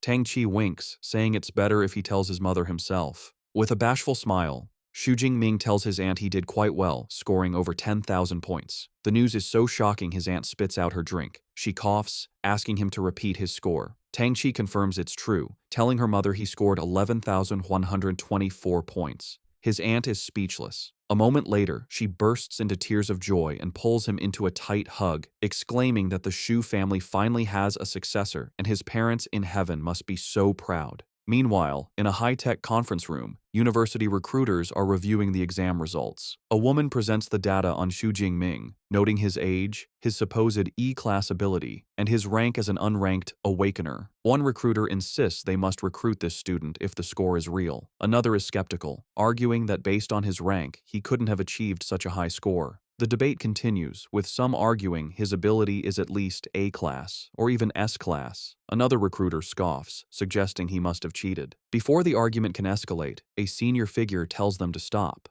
A woman with a commanding presence makes a decision. She instructs the team to list Xu Jingming as an S-class special recruit for now. As for whether the score is genuine, she declares she will personally go to Jiangcheng to investigate. The day after the exam, Xu Jingming gets a notification on his phone that the Jiangnan province martial arts exam rankings are out. He is informed that he placed first in the province with an astonishing score of 11,124 points. A look of surprised delight spreads across his face as he sits down, celebrating his achievement as the top scholar of Jiangnan province. News of his success quickly spreads online, taking over the hot search topics. The public debates how a dark horse from Jiangcheng could become the provincial top scholar, questioning who Xu Jingming is and if an E-class individual could truly achieve such a score. Skeptics reject the possibility, while others demand to see the exam video for proof. In response to the doubts, an awards ceremony is held where Principal Zhao Yao addresses the media. A female reporter directly asks him to explain the authenticity of Xu Jingming's results. Principal Zhao Yao confidently states that the school's website has uploaded Xu Jingming's exam video, confirming the fairness of the exam. As people watch the video, they are amazed, exclaiming that Xu Jingming pierced a Tier 1 rhinoceros skull with a single shot, showing power stronger than a Tier 1 superhuman. They question how this is possible for someone with an E-class lightning ability. Principal Zhao Yao, beaming, assures everyone the video proves the results are real and praises Xu Jingming as the first student from Jiangcheng to achieve top scholar status. Director Zhao Yao then presents a massive check for 1 million yuan to Xu Jingming, congratulating him. He announces this cash reward, along with superpower training methods, is a gift from the City Education Bureau. Additionally, the city government will provide an equivalent bonus and a luxury villa. Reporters eagerly capture the moment. Meanwhile, a commanding woman with 2 bodyguards stands by a car and remarks that while Jiangcheng released the footage, it doesn't guarantee Xu Jingming didn't use performance-enhancing drugs. She states that the most crucial step is to confirm his superpower level. Back at the ceremony, Director Zhao Yao asks teacher Chen Fan why Xu Jingming, the day's protagonist, has not yet arrived.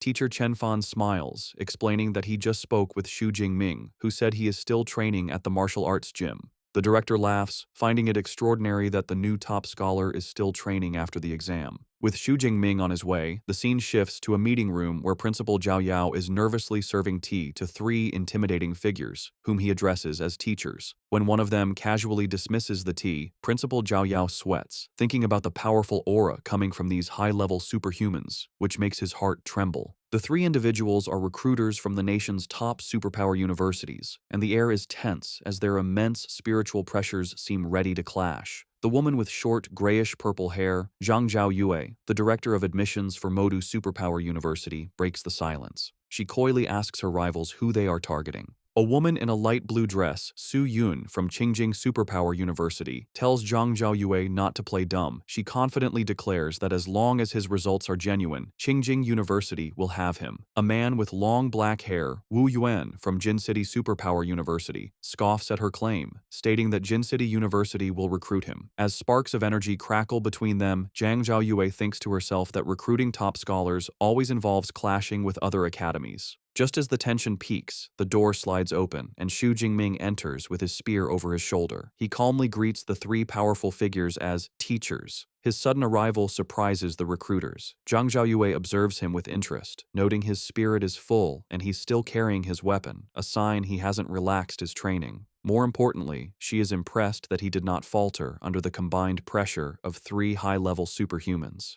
Principal Zhao Yao formally introduces the recruiters to Xu Jingming, Director Zhang Zhaoyue from Modu University, Director Su Yun from Qingjing University, and Minister Wu Yuan from Jin City University. Director Zhang Zhaoyue speaks first, complimenting him on his stunning combat techniques in the exam video. However, she gets straight to the point, asking why his superpower no longer seems to be the E-class weak electricity, and requests an explanation. Expecting this question, Xu Jingming gives a prepared answer. He calmly explains that before the exam, while training at home, he was struck by natural lightning, and his superpower became much stronger.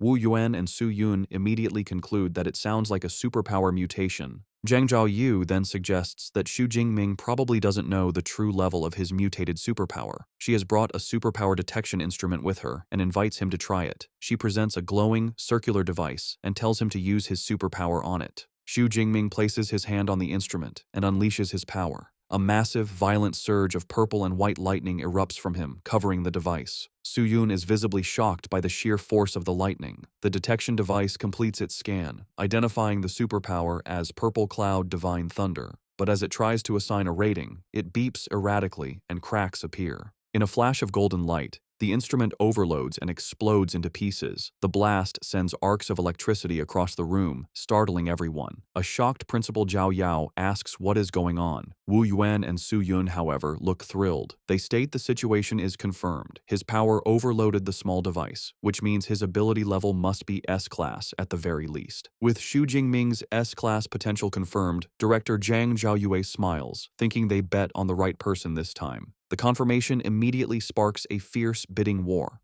Wu Yuan from Jin City University is the first to make an offer, shouting that his university will give Xu Jingming a 4 million admission bonus, a full set of C-class equipment, and free access to all superpower training methods for all 4 years. Su Yun from Qingjing University scoffs at his offer. She turns to Xu Jingming with a charming smile and presents her own proposal: a 5 million admission bonus, and for 4 years, free access to all of their S-class superpower training methods and combat techniques. Xu Jingming is taken aback by her generous offer. Finally, Zhang Zhaoyue from Modu Superpower University makes her move. She states that Modu doesn't offer cash bonuses or equipment, but can match the other offers on cultivation methods. Then, she reveals her trump card, adding that they will also provide an S-class cultivation resource annually. The mention of an S-class resource leaves both Wu Yuan and Su Yun in complete shock. Unfamiliar with the term, Xu Jingming asks what an S-class cultivation resource is. Zhang Zhaoyue explains, asking if he has heard of dragon-type fierce beasts. She says they are creatures with innate power, born at a high level of tier 4 or 5, far surpassing other beasts. She then reveals the stunning details. The S-class resources include the heartblood of an 8th-tier adult dragon-type fierce beast. After consuming this dragon blood, one's body would be greatly enhanced, and their physical strength would become comparable to that of a dragon-type beast. She emphasizes that every S-class resource is on the same level as this. The other recruiters are left speechless. Su Yun admits that even she is tempted, remarking on Modu's wealth.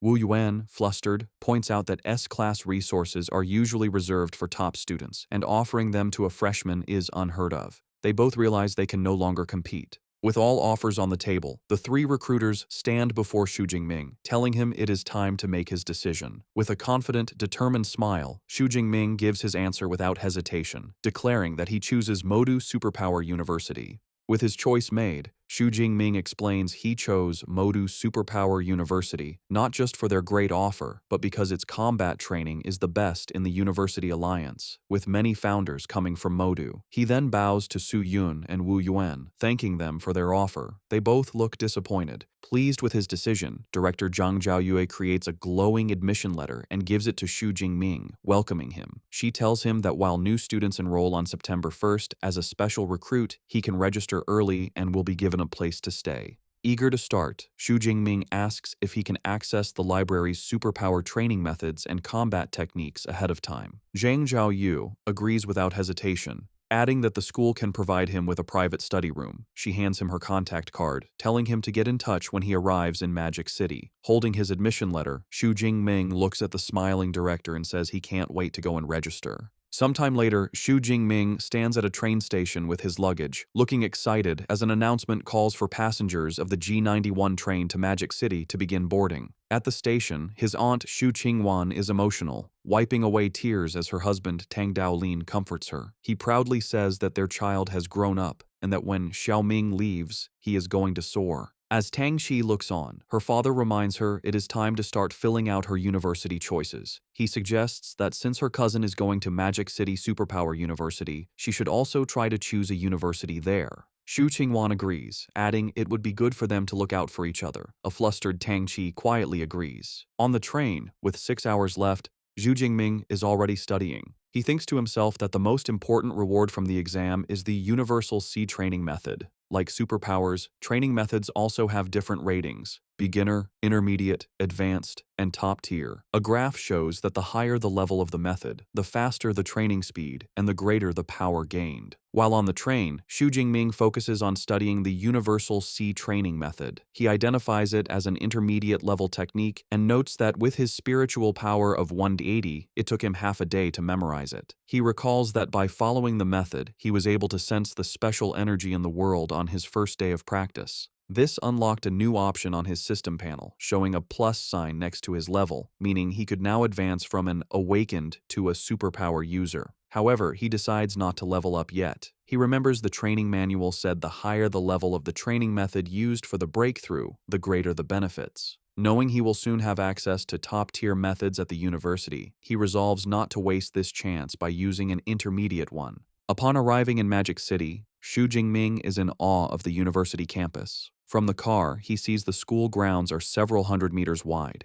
He is greeted by Director Zhang Zhaoyue, who pulls up in a red sports car and welcomes him, telling him to get in so she can take him to handle admission procedures. As they drive through the stunning campus, lined with cherry blossom trees, Director Zhang Zhaoyue boasts about its size, explaining it covers 40,000 mu. She adds that even visiting students can't tour the entire campus in one day. Xu Jingming is impressed, remarking that seeing it is better than hearing about it. After a quick registration, Director Zhang Zhaoyue hands him his new student ID, an all-in-one card he can use to access the dorms. As they approach his new accommodation, Xu Jingming thinks about his past life, where he saw dorms from 4-person rooms to 3-bedroom apartments. However, nothing prepared him for what he sees next. He stares in shock at his new dormitory, a magnificent, luxurious villa. Director Zhang Zhaoyue explains that every student at Modu lives in a villa, with the luxury determined by their scores. As the provincial top scorer, Xu Jingming gets the most luxurious model, with an area of over 800 square meters. She informs him the villa is for 2 people, with an upper and lower floor, so he and his future roommate will each have an entire floor. Xu Jingming thinks that having a roommate isn't bad and is better than being alone.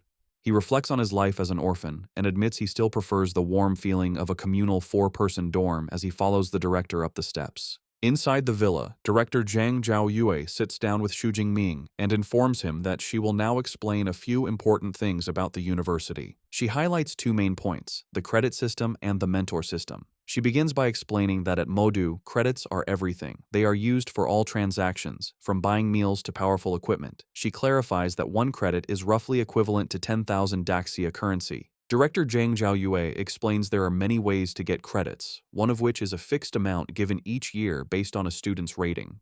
As an S-class student, Xu Jingming gets 100 credits for the year. To show him, she summons a small, spherical robot, calling out, "Eva." The device floats and projects a message, confirming Xu Jingming's credit balance is 100. The director introduces the robot as Eva, the AI equipped in every dorm. She explains Eva's main body is the school's central AI, and the dorm units are subunits. However, she notes that even a subunit is a level 4 AI, capable of assisting with daily life. Xu Jingming is stunned, realizing the AI technology on Blue Star is far more advanced than in his previous life. With the first point covered, Director Zhang Zhaoyue moves on to the mentor system. She explains every student can choose a mentor they admire and ask for guidance, though the mentor must agree. Xu Jingming is intrigued, questioning if he can get one-on-one guidance as a freshman. She confirms this, adding that all mentors at the university are high-level, superpowered individuals. Most have their own original combat techniques and training methods, which they do not pass on to outsiders.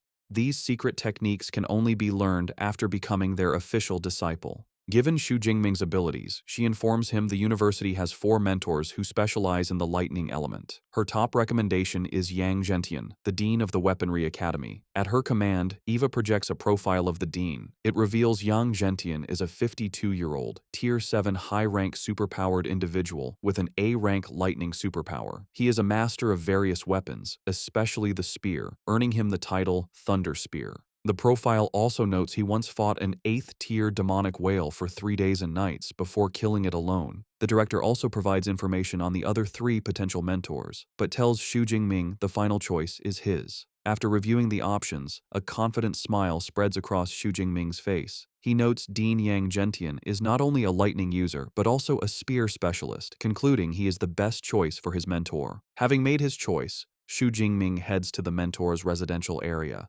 a serene compound of traditional buildings in a lush forest. As he arrives at the grand gate of Dean Yang Zhentian's residence, he thinks that a mentor's home is far more high class than the student villas. Before he can proceed, a young man with brown hair, leaning against a stone lion, asks if Xu Jingming is also there to seek mentorship. The young man looks surprised when he realizes Xu Jingming is still an awakened, guessing he must be a specially recruited student. After Xu Jingming confirms this, the other student remarks that in previous years, special recruits were typically mid to high-rank Tier 1 individuals. The student introduces himself as Tan Mingyang, a junior from the Weaponry Academy. Xu Jingming introduces himself as a freshman who just registered. Tan seems impressed, commenting that Xu Jingming is quick to seek mentorship. He explains that most freshmen only learn about this after the freshman competition, which interests Xu Jingming. Tan explains that the freshman competition is a university tradition held a few days after registration. All teachers watch, and students who perform well are sought after by academies, with some even being chosen directly by mentors. He clarifies that while it's not impossible for a special recruit like Xu Jingming to seek mentorship early, trying to become the dean's disciple right after enrolling is as difficult as winning the lottery. Xu Jingming politely thanks him for the explanation and asks if Tan is also there to seek mentorship from Teacher Yang. With a sigh, Tan confirms this, revealing he has made several trips over the past 6 months but has always been turned away. He was about to give up, but decided to try one last time. Just as he finishes speaking, the large doors open, and a middle-aged man, likely a butler, appears, startling Tan. The butler's expression softens as he greets them and informs them that Teacher Yang is waiting inside, inviting them to follow him. Tan is taken aback by the warm reception, wondering if the fact that the dean is waiting inside means he might finally have a chance. The butler leads them into a room where they are brought before 2 men. Xu Jingming immediately feels an incredibly powerful presence from the older man, who has a commanding posture, a full gray beard, and sharp eyes. He recognizes him as the dean of the Weaponry Academy, Yang Gentian. A younger man with long hair stands beside him. Dean Yang Gentian addresses Xu Jingming directly, stating that he must be the one Director Zhang Zhaoyu told him about. Ignoring Tan completely, he tells Xu Jingming to follow him to the training room. In a traditional training room filled with weapons, Dean Yang Gentian tells Xu Jingming that he has seen his martial arts exam video. He praises his combat skills and marksmanship. However, before deciding, the dean insists on seeing his S-rank ability, the Purple Heaven Divine Thunder, with his own eyes. Xu Jingming calmly agrees. As the dean observes, Xu Jingming channels his power, and arcs of purple lightning crackle around his arms. He then unleashes a massive, violent burst of purple and white energy that fills the room, the raw power crackling with immense force. Dean Yang Gentian is visibly impressed, a grin on his face as he recognizes the S-rank ability. He mentally compares it to his own A-rank ability, acknowledging that the gap between A-rank and S-rank power is impossible to bridge. He sees immense potential in the student, thinking that if Xu Jingming hones his skills, his future could rival his own. With the demonstration done, the dean states that with Xu Jingming's potential, becoming his disciple is not an issue. However, he offers a serious warning. He explains that he has made many friends and enemies. He cannot guarantee his enemies won't target his disciples, and asks if Xu Jingming is still willing to accept him as a master, knowing the risks. Without hesitation, Xu Jingming drops to his knees in a formal sign of respect. With a wide, determined grin, he declares that he is willing. He passionately explains that he admires high-level ability users who have grown strong through bloody struggles. He believes the number of enemies his teacher has defeated is proof of his immense combat ability. Pleased with this answer, Dean Yang Gentian laughs heartily and formally accepts him. He declares that from this day forward, Xu Jingming is his 32nd disciple and his very first S-rank disciple. Telling him to rise, the dean presents Xu Jingming with his first gifts, a top-tier ability training method called Extreme Ability Training Method, and a body-tempering combat technique called Thunder Indestructible Body, both of which he created. Xu Jingming is stunned by the value of the gifts, realizing a body-tempering combat technique that can strengthen his body is far more precious than an ordinary one. The dean explains that while the ability training method is one of only 3 top-tier methods in the school, the real highlight is the Thunder Indestructible Body technique, the culmination of his life's work. He adds that the technique has been certified by 2 major martial arts halls and has been officially rated as S-rank. The revelation leaves Xu Jingming utterly speechless, shocked to learn of an S-rank combat technique. Combat techniques, like abilities, have their own ratings, from F to SSS. The higher the rank, the more difficult it is to master, but the more powerful it will be. Xu Jingming reflects on this, realizing the terrifying extent of his new master's talent. He knows that most 7th-level masters are exceptional if they can create an A-rank combat technique. For his master to have created an S-rank technique, his martial arts talent is terrifyingly high. Dean Yang Gentian provides more details about his S-rank technique. He explains that the Thunder Indestructible Body is only for lightning element users and has 13 levels. With each level, the user's body undergoes a transformation. However, he clarifies a crucial requirement. To begin cultivating it, one must first advance from an awakened to a true ability user. He then gives Xu Jingming his first task. He instructs him to use the Extreme Ability Training Method to achieve his breakthrough. Once Xu Jingming has advanced, he is to return, and the dean will personally help him build the foundation for the Thunder Indestructible Body. Overwhelmed with gratitude, Xu Jingming bows deeply, thinking how much better it is to have a mentor's guidance. The dean then shares a personal motivation, revealing he has only cultivated the technique to the 10th level. He looks at Xu Jingming with hope, stating that if he is unable to reach the peak of a martial saint, then Xu Jingming will be the greatest hope to prove the technique's potential. His eyes gleam as he reveals his ultimate guess. If one can cultivate the technique to its final level, their body can achieve a state of being eternal and indestructible. As Xu Jingming leaves his master's residence, waving goodbye to the butler, he finds Tan Mingyang sitting dejectedly on the steps outside, holding his head in despair. Xu Jingming approaches him and asks what is wrong. It is revealed that Tan Mingyang's attempt to become a disciple failed. He had to face a test against one of the dean's senior disciples. The condition was to defeat the senior, while the latter used only 1/10 of his combat power, a task Tan found hopeless, leaving him beaten. Now sitting on the steps, Tan looks up at Xu Jingming, assuming he also failed. He remarks that getting into Dean Yang's tutelage isn't easy and asks if Xu Jingming needs him to pass on some experience from his failures. Unfazed, Xu Jingming calmly declines, simply stating that he has already passed. The words hit Tan Mingyang like a physical blow. His bruised face contorts in utter disbelief. He exclaims that he has never heard of a dean-level mentor accepting a disciple before the annual freshman competition. As Xu Jingming calmly walks away, a bewildered Tan Mingyang stares after him, trying to understand what just happened. With a new objective, Xu Jingming returns to his dormitory's training room. Sitting cross-legged, he begins to cultivate using the Extreme Ability Training Method from his new master. As he meditates, he is amazed by the effectiveness of the top-tier technique, noting the amount of energy he can sense is far greater than with the intermediate-level method. A confident smirk appears on his face. Knowing he has already mastered the principles, he decides there is no need to practice it step by step. Instead, he will use his cheat system to advance directly. He accesses his system panel and commands it to use his ability points to increase his level. The effect is immediate and intense. A surge of energy courses through him, causing him to grunt in pain. He clutches his clothes as raw energy surges through his veins. The power erupts from his body in a massive blast of light and force that shakes the room. A moment later, the energy subsides. Breathing heavily, Xu Jingming pushes himself up, thinking he has successfully broken through. A notification confirms his new status as a first-tier, lower-rank ability user. He examines his hand, where stable, powerful blue lightning now crackles with ease. As he tests his control, a much larger and more potent torrent of lightning flows from his hand, a clear sign of his increased power. Clenching his fist, he marvels at the result. He can feel the power in his body has increased by at least 4 or 5 times. He confidently thinks that if he were to face the second-tier bloodthirsty tyrant bear again, his thunder ability alone would be enough to defeat it. He pulls up his system panel to check his new stats and understands why all ability users want higher-level cultivation methods. He calculates that if he had used the intermediate method, his vitality and spirit would have only increased by 30 or 40 points. But now, using the top-tier method, they have increased by almost 100 points in one go.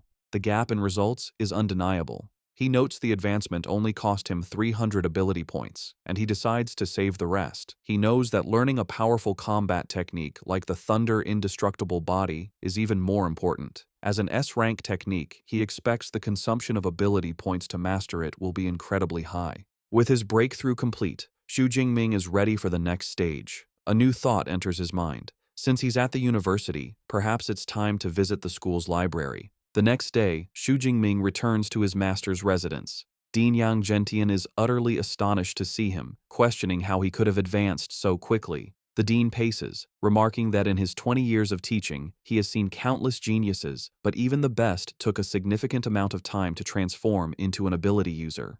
He notes it has been less than 24 hours since Xu Jingming received the manual. With a bashful smile, Xu Jingming admits that perhaps the only thing he can be proud of is his advancement speed. He adds that when he tried to begin cultivating the thunder indestructible body, he found even the introductory part to be a challenge. The dean listens and explains the process. Forging the foundation involves using the blood of a lightning element beast as a guide, combined with one's own lightning, to temper the muscles and bones.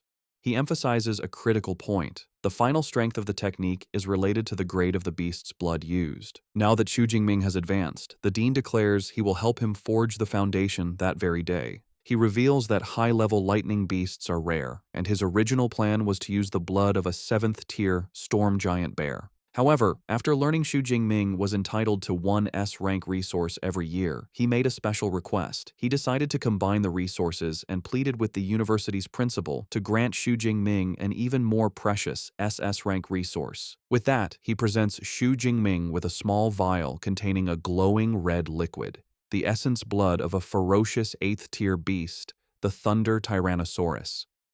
Xu Jingming is deeply moved that his new teacher and the principal would go to such lengths for him. He accepts the vial and vows to repay this kindness many times over. Pleased, the dean says they should begin immediately. They move to a training room where a shirtless Xu Jingming kneels. The dean uncorks the vial and pours the potent, glowing red blood onto Xu Jingming's head and back. Xu Jingming grits his teeth, groaning as the substance makes contact. The dean warns him to bear with it, explaining the blood is highly toxic to low-level users and the intense pain is expected. Next, the dean prepares to use his own power to help. He tells Xu Jingming he will now use his A-rank Windfire True Thunder to forge the foundation, adding that the amount Xu Jingming can absorb is up to him. The dean unleashes his power, a torrent of violent, red lightning, and directs it into Xu Jingming's body. The energy surges through him, causing glowing red patterns to spread across his back and chest. The process is excruciating, and Xu Jingming throws his head back, letting out a raw scream of agony as his body is forcibly tempered by the immense power. 5 days into the tempering process, the senior disciple, Liu, is having tea with the dean's butler, Uncle Fu.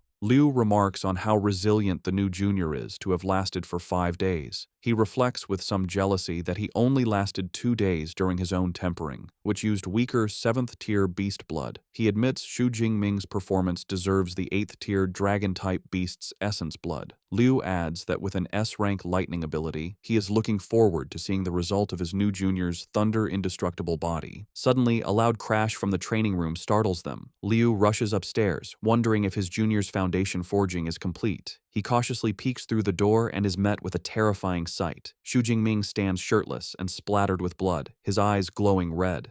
A chaotic aura of dark energy and blue lightning surrounds him, and he appears to have lost control, looking more like a beast than a human. Liu is frozen in fear, sensing a threatening aura from Xu Jingming like that of a top-tier ferocious beast, which makes him shudder. Lost in this primal state, Xu Jingming sees Liu in the doorway and lunges forward to attack. However, before he can strike, the commanding voice of Dean Yang Gentian roars, shouting for Jingming to wake up. The dean's shout breaks through the bloodlust, and Xu Jingming halts his attack just inches from his senior. Covered in sweat, a dazed Xu Jingming asks his teacher what happened and why he felt an overwhelming urge to destroy things. The dean explains that the essence blood of the Thunder Tyrannosaurus likely influenced his mind. He points out that the beast is famous for its ferocity, and because Xu Jingming's absorption rate and compatibility were so high, he experienced this dangerous side effect. The dean reassures him, telling him not to worry. As long as he avoids intense emotional changes, he will be fine, and the side effects will gradually disappear as his strength increases. A wave of relief washes over Xu Jingming. He looks down at his hands, expressing his fear of being controlled by his emotions. With the crisis averted, Dean Yang Gentian's tone changes to delight. He tells a confused Xu Jingming to cheer up, announcing the forging was a perfect success with an incredible 98% absorption rate. He proudly explains that among the disciples who have cultivated the Thunder Indestructible Body, the highest rate ever recorded was only 92%. With this, Xu Jingming has broken a long-standing record. His senior disciple, Liu, approaches with a congratulatory smile. He tells his new junior that with the foundation successfully forged, his future in martial arts is now smooth sailing. The dean formally introduces him as senior disciple Liu Ming, an ability user at the peak of the 3rd tier, and tells Xu Jingming to ask Liu for help with any future cultivation questions. Xu Jingming greets his senior, who promptly pulls out his phone. Liu explains that since he didn't prepare a gift, he will transfer some credits instead. Xu Jingming is shocked when a notification on his phone says he received 200 credits, exclaiming that it's too much. He quickly calculates the gift is worth 2 million Great Sha coins. The dean dismisses his concern, stating that 200 credits is not a large sum for Liu and that it is a senior's duty to care for his juniors. He adds that when Xu Jingming has his own juniors, he will also need to prepare gifts, a lesson Xu Jingming humbly accepts. With the training complete, the dean tells Xu Jingming that after 5 days without food or water, he should go back and rest. He gives him his next instructions. Come back the following morning to learn fist and spear techniques with Senior Liu. Xu Jingming gratefully thanks his teacher and leaves. Back at his luxurious villa, Xu Jingming finds a young man with spiky white hair and red eyes on the couch, focused on a video game. The young man turns, realizing he's not alone, and greets Xu Jingming, guessing he must be his new roommate. He introduces himself as Liu Wentao. When Xu Jingming introduces himself, Liu Wentao's eyes widen. He excitedly points and exclaims that he is the top scorer from Jiangnan province. When Xu Jingming asks how he knew, Liu Wentao proudly declares his nickname is Mr. Know-It-All, as he knows about most freshmen. He admits he didn't specifically look up Xu Jingming, but the stir he caused was so big he couldn't help but hear about him. He marvels that the legendary Dark Horse top scorer is his new roommate. Putting a friendly arm around his shoulder, he starts bombarding our boy with questions, asking if he is really from Zhangcheng, if he was truly just an awakened during the exam, and commenting that his ability does not look like it's only E rank. Despite the endless questions, Xu Jingming finds he likes the friendly chatterbox. He reflects that he has always hated loneliness. Flashbacks reveal his past, growing up in an orphanage without a sense of belonging. School was better, as he had friends. His happiest memories are from his college days, joking around and playing games with roommates. He recalls getting his master's and PhD, never imagining that after drinking too much at his graduation, he would wake up in a different world. He thinks about how he didn't expect to still be an orphan after transmigrating, but with a roommate like Liu Wentao, he feels he won't be lonely. Meanwhile, Liu Wentao proudly boasts that he is a top student from Sichuan province with an A-rank ability and is currently a first-tier middle-rank ability user. He declares his ambition to major in college tactics and command a military region to slaughter all the ferocious beasts on Blue Star. Changing the subject, Xu Jingming mentions he is heading to the martial arts hall. Intrigued, Liu Wentao decides to join him, admitting he hasn't visited the university's hall yet. They arrive at the impressive Thunder Martial Arts Hall, Magical University branch. Inside, they see a lively and chaotic scene, with students training and showing off their powers. The AI, Eva, appears and explains they are in the public training room, which can hold 300 people.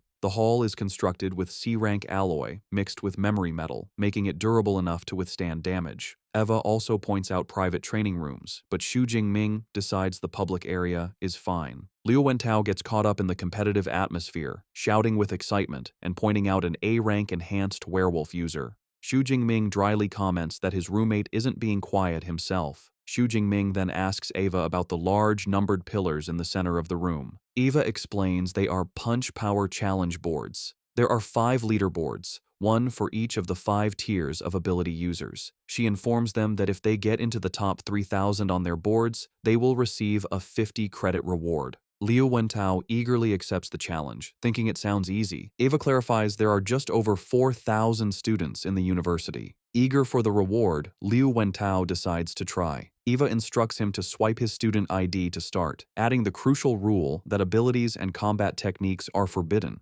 Liu Wentao eagerly steps up to the pillar and swipes his student ID. The AI, Eva, announces his attempt. His activation draws the attention of older students, who mockingly note he is only a first-tier, middle-rank freshman. Feeling the pressure, a determined Liu Wentao resolves not to lose face. With a loud cry, he unleashes a powerful punch, striking the pillar with impressive force. The result flashes on the screen, a punch power of 476 kilograms. Pleased, Liu Wentao thinks he didn't embarrass himself, and getting into the top 3,000 should be no problem. His pride is short-lived, as Eva delivers a devastating update. His rank is beyond 100,000.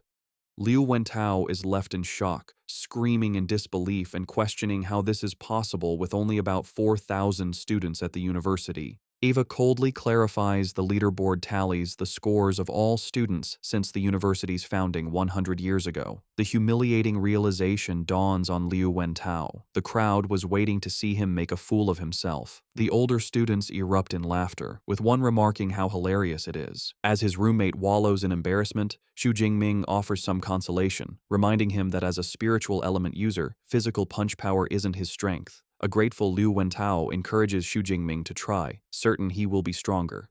Xu Jingming agrees, admitting he wanted to test his strength anyway. He swipes his ID and Eva announces his challenge. The crowd's attention shifts to him, but they are even more dismissive, noting he seems weaker, at a first-tier, lower rank. They doubt his punch power will even reach 400 kilograms.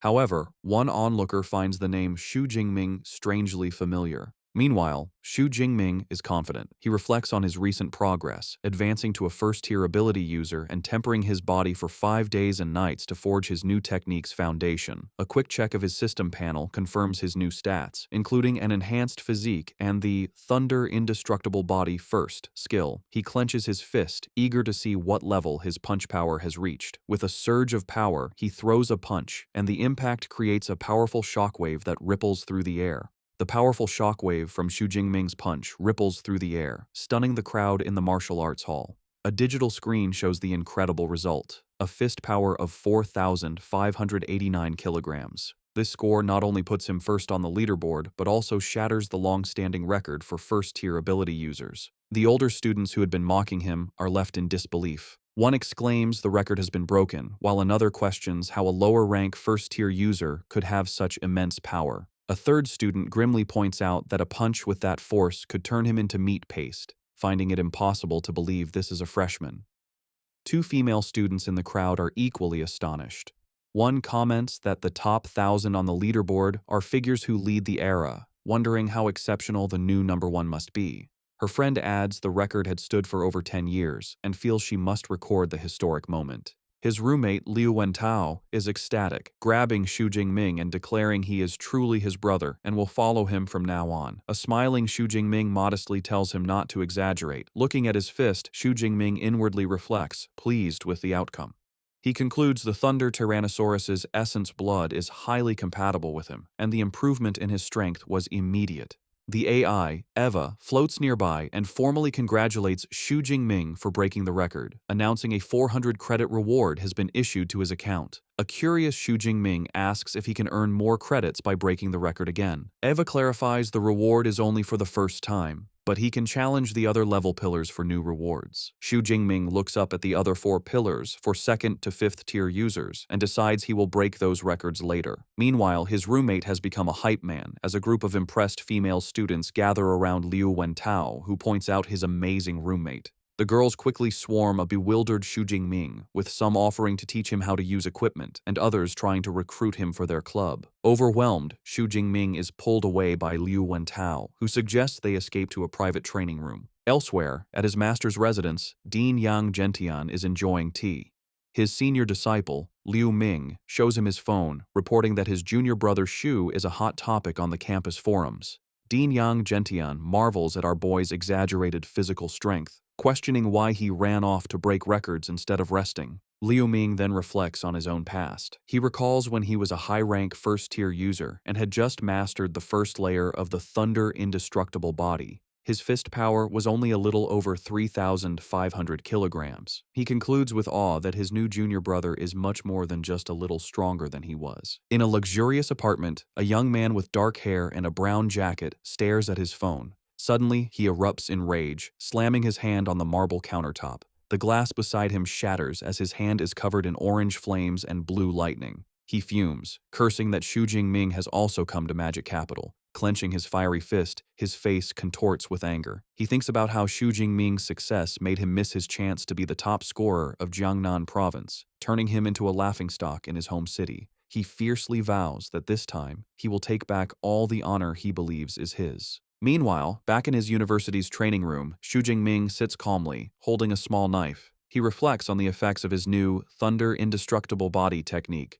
Marveling that even after 5 grueling days of tempering without food or rest, he is still full of energy. To test his new durability, he lightly drags the sharp blade across his hand. The knife makes a metallic sound but fails to break the skin, leaving only a faint white mark. He is impressed, realizing his body's defense is now like E-grade alloy, making him invulnerable to ordinary blades. He concludes it is truly a worthy S-grade body refinement technique. Just then, his roommate Liu Wentao bursts in, calling his name excitedly. He informs Xu Jingming that the news of him breaking the record has caused an explosion on the campus forum. He adds that countless students are posting replies, saying they want to challenge him. Far from being annoyed, a competitive smirk plays on Xu Jingming's lips. He remarks to himself that the martial spirit at Magic University is indeed quite strong. Seeing the challenges, a protective Liu Wentao holds up his phone and angrily offers to help his roommate by crushing the self-overestimating guys online.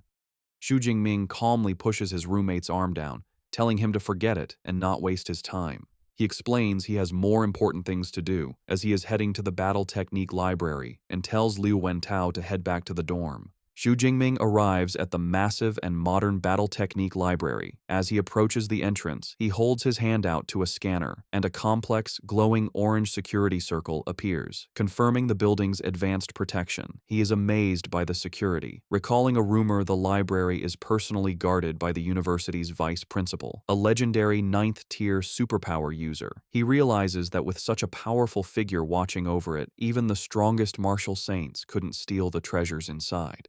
After swiping his student ID card, he passes through the gate, and the security circle scans him one last time before letting him in. Inside the grand hall, he is greeted by a trio of female librarians. The one in the center warmly welcomes him by name, addressing him as S-grade student Xu Jingming and asking how they can help. Surprised they know him, Xu Jingming asks how they knew his name. The librarian politely explains that students with S-grade authority, like him, are special and have access to all battle techniques. Their system automatically notified them when he scanned his ID. The librarian's thoughts reveal her true motivation. She understands that S-grade authority means his future is destined to be at least that of a Grandmaster-level user. She makes a mental note to befriend him. Xu Jingming tells the librarian he is interested in lightning element superpower battle techniques and asks which floor he should go to. The librarian informs him that techniques of B grade and below are on the 2nd and 3rd floors, but the more precious ones are in a special reading room on the 4th floor. She adds that he can get in by swiping his card. She then personally leads him to the 4th floor, into an elegant private reading room. Inside, a small floating AI device hovers over a table. The AI explains that once he selects techniques online, the original secret manuals will be delivered to him. She kindly warns him to be careful when handling them. Left alone, Xu Jingming commands the AI to display all lightning element battle techniques of B grade and above.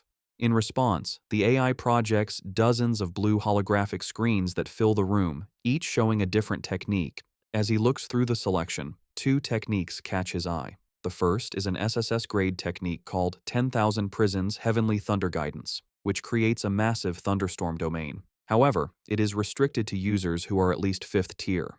The second is an SS grade technique named Wrath of the Thunder God, which summons powerful thunder. This one is also restricted, requiring a user to be at least 4th tier. Xu Jingming is in awe of the quality of the techniques, seeing SS grade and even SSS grade options. He marvels at how rich the university's collection of secret manuals is, and wonders if he can view them for free. His excitement fades as he realizes the cultivation of these powerful techniques has strict requirements. With his current status, he can only learn A-grade battle techniques for now. He sees countless A-grade options, noting that choosing would be incredibly difficult without his teacher's guidance. Fortunately, he came prepared.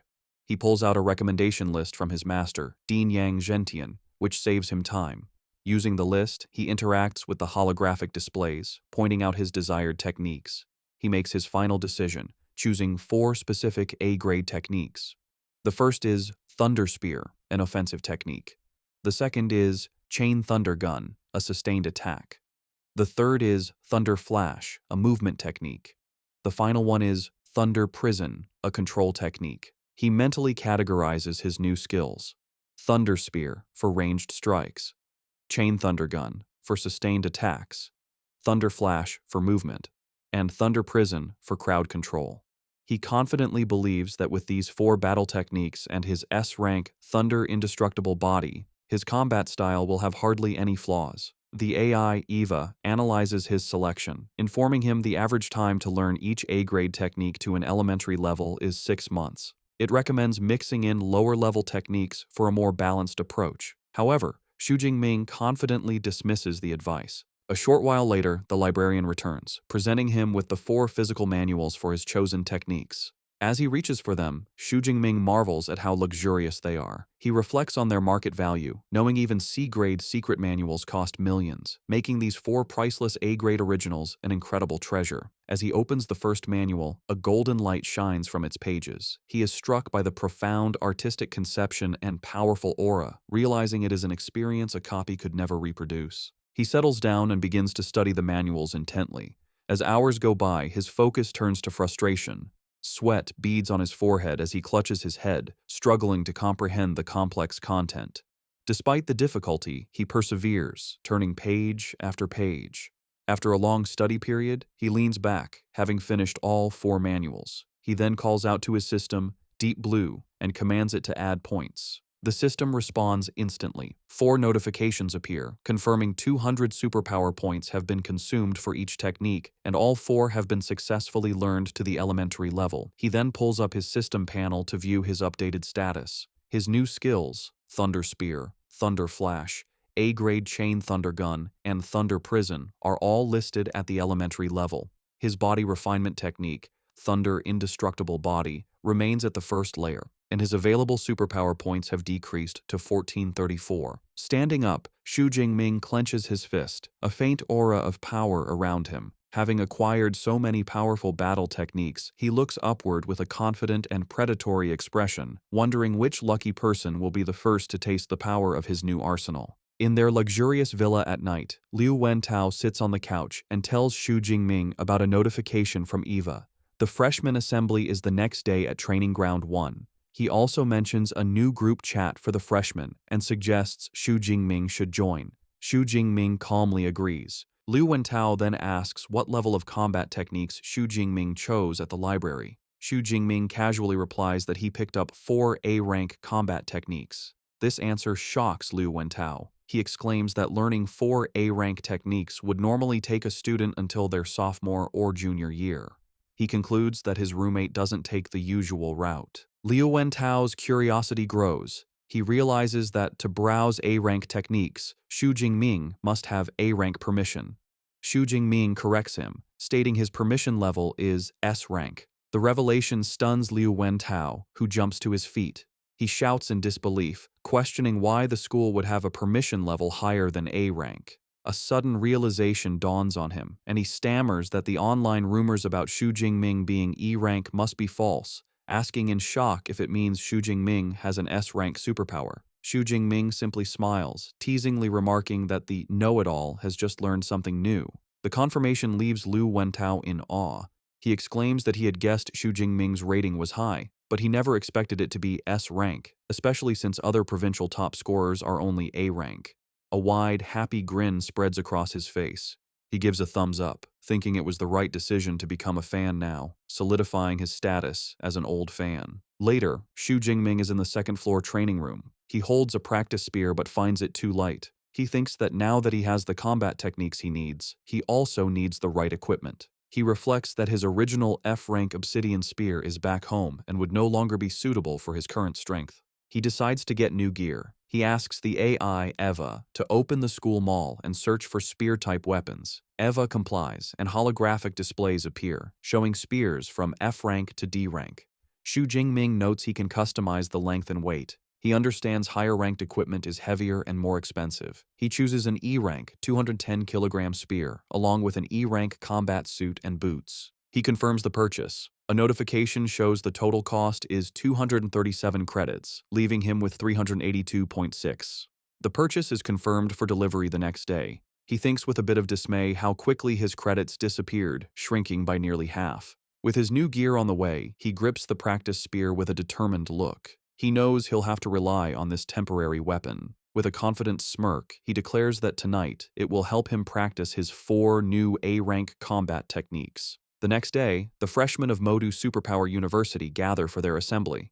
As Xu Jingming arrives, he immediately draws the attention of the other students. Murmurs spread as they recognize him as the one who broke the school's punch power record. They also identify him as the Jiangnan province top scorer, marveling at his strength and handsome appearance. Before he can find a seat, he is confronted by a tall, imposing young man named Lei Zhou, who aggressively points and loudly issues a challenge. Onlookers immediately recognize him as the second-place scorer from Jiangnan province, who scored over 9,300. They gossip about his privileged background, noting both of his parents are powerful Tier 4 superpowered beings. They sympathetically remark that it's a shame no one remembers second place, making his unwillingness to accept his loss understandable. Despite the public challenge, Xu Jingming is unfazed. He calmly declines, stating he is not interested, a response that shocks his roommate Liu Wentao. Lei Zhou, however, smirks and tells him not to refuse so quickly. He then brings up a personal matter, recalling that Xu Jingming's aunt's family runs a business selling rare plants. Leaning in with a menacing grin, he reveals his family is his aunt's biggest customer, and she also owes them a large loan. He then delivers a thinly veiled threat, suggesting that if the payment isn't made on time, his aunt's family might find themselves in trouble. The threat instantly changes the atmosphere.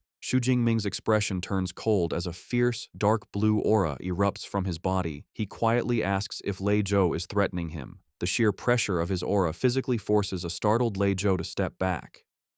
Sweating and shaken, Lei Zhou struggles to comprehend the fierce, beast-like presence. He quickly backpedals, stammering that it wasn't a threat, just a heads up. Having made his point, Xu Jingming's aura subsides. He calmly asks for the time and place for their duel. Regaining his composure, Lei Zhou declares the fight will be in 7 days, at noon, on Broadcast Platform 3. Xu Jingming accepts, warning his new rival not to regret his decision. The confrontation creates a buzz of excitement among the watching students, who eagerly anticipate the upcoming battle. Shortly after, the assembly officially begins. An older, gray-bearded university official takes the stage. He welcomes them to the freshman assembly, clarifying it is a session to answer questions about the university's systems. However, he announces the first thing he wants to introduce is the school's combat power ranking. He explains students will use a virtual dive pod for holographic combat simulations, and their ranking will be determined by the number of levels they can pass.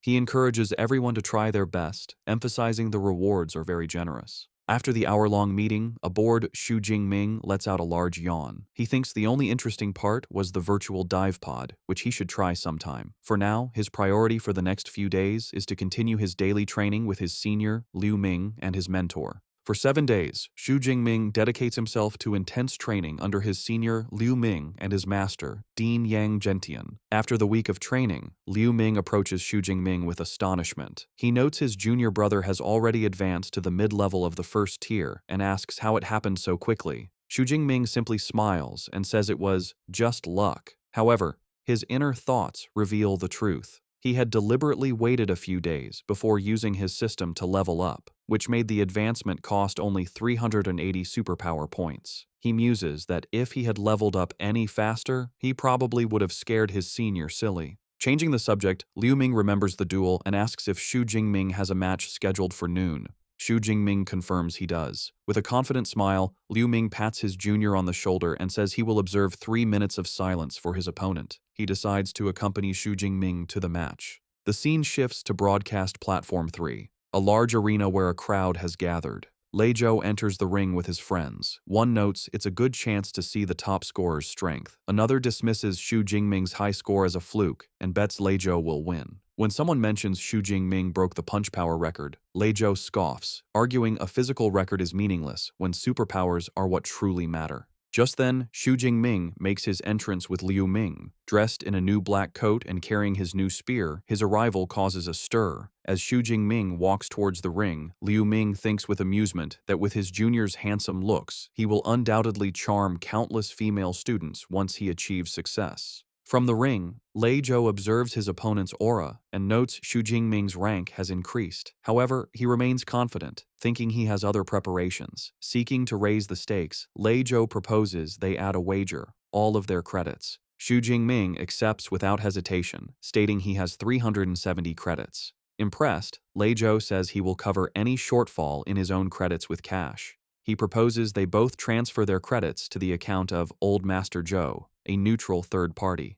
The teacher presiding over the match is a woman with blonde hair tied in a ponytail, called Jo Yun, a powerful Tier 6, mid-level healing-type superpowered being. As he completes the credit transfer, Xu Jingming notes the presence of the high-tier healer, Teacher Jo Yun. He understands battles between superpowered beings are dangerous and realizes the school has taken precautions to prevent deaths. He agrees to the terms. The crowd buzzes with excitement as the massive wager, worth 3.7 million in currency, is confirmed. Teacher Jo Yun steps forward to officiate. She confirms she has received the credits and instructs them to prepare. She lays out the rules. If one person admits defeat or loses consciousness, the other is forbidden from continuing the attack. Both Xu Jingming and Lei Zhou calmly acknowledge they understand. The two opponents face each other. Xu Jingming stands ready with his spear, while Lei Zhou draws his sword. With grim determination, Lei Zhou unleashes his A-rank fire ability, Dense Pine Industry Fire. A vortex of intense orange flames erupts around him as he declares he will take back all the honor Xu Jingming made him lose.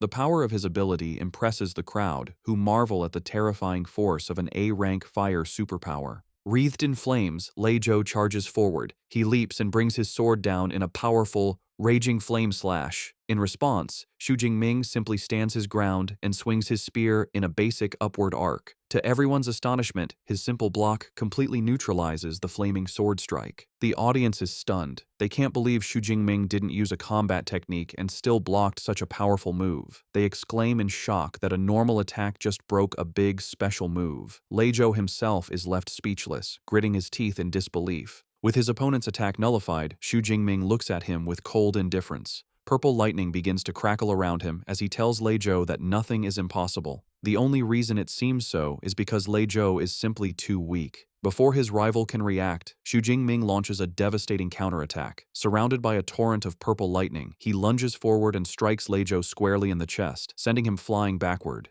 The purple lightning from Xu Jingming's attack courses through Lei Zhou's body, making him cry out in agony. The force of the blow sends his sword flying amidst a spray of blood as he is thrown backward. He lands hard on the floor of the ring, slumping over in defeat as smoke rises from his body. The crowd is stunned by the swift and decisive outcome. Lei Zhou's supporters are in disbelief, with one exclaiming that the fight is over after only 2 moves from Xu Jingming. Another angrily questions the claim that Lei Zhou was stronger now that he's been instantly defeated. The onlookers agree that Xu Jingming's strength is on a completely different level from the other freshmen. Watching from the sidelines, Liu Ming looks completely unimpressed. He thinks to himself that the match was too boring and didn't even make his junior brother use 1/10 of his real power. Back in the ring, Teacher Jo Yun begins to announce the winner. However, a wounded Lei Zhou struggles to his feet, calling out to her. He grits his teeth, insisting he is not lost, and the match is not over. In a desperate move, he pulls out a small, red pill. Teacher Jo Yun immediately recognizes it, shouting in alarm and identifying it as a rampaging blood pill. She warns him against taking it, telling him this is just a match and not worth risking his life. The audience also recognizes the dangerous item. They murmur that while the pill can boost a user's strength several times over for a short period, it has severe side effects that could leave him bedridden for months. They question if the risk is worth it. With a major university competition only a month away,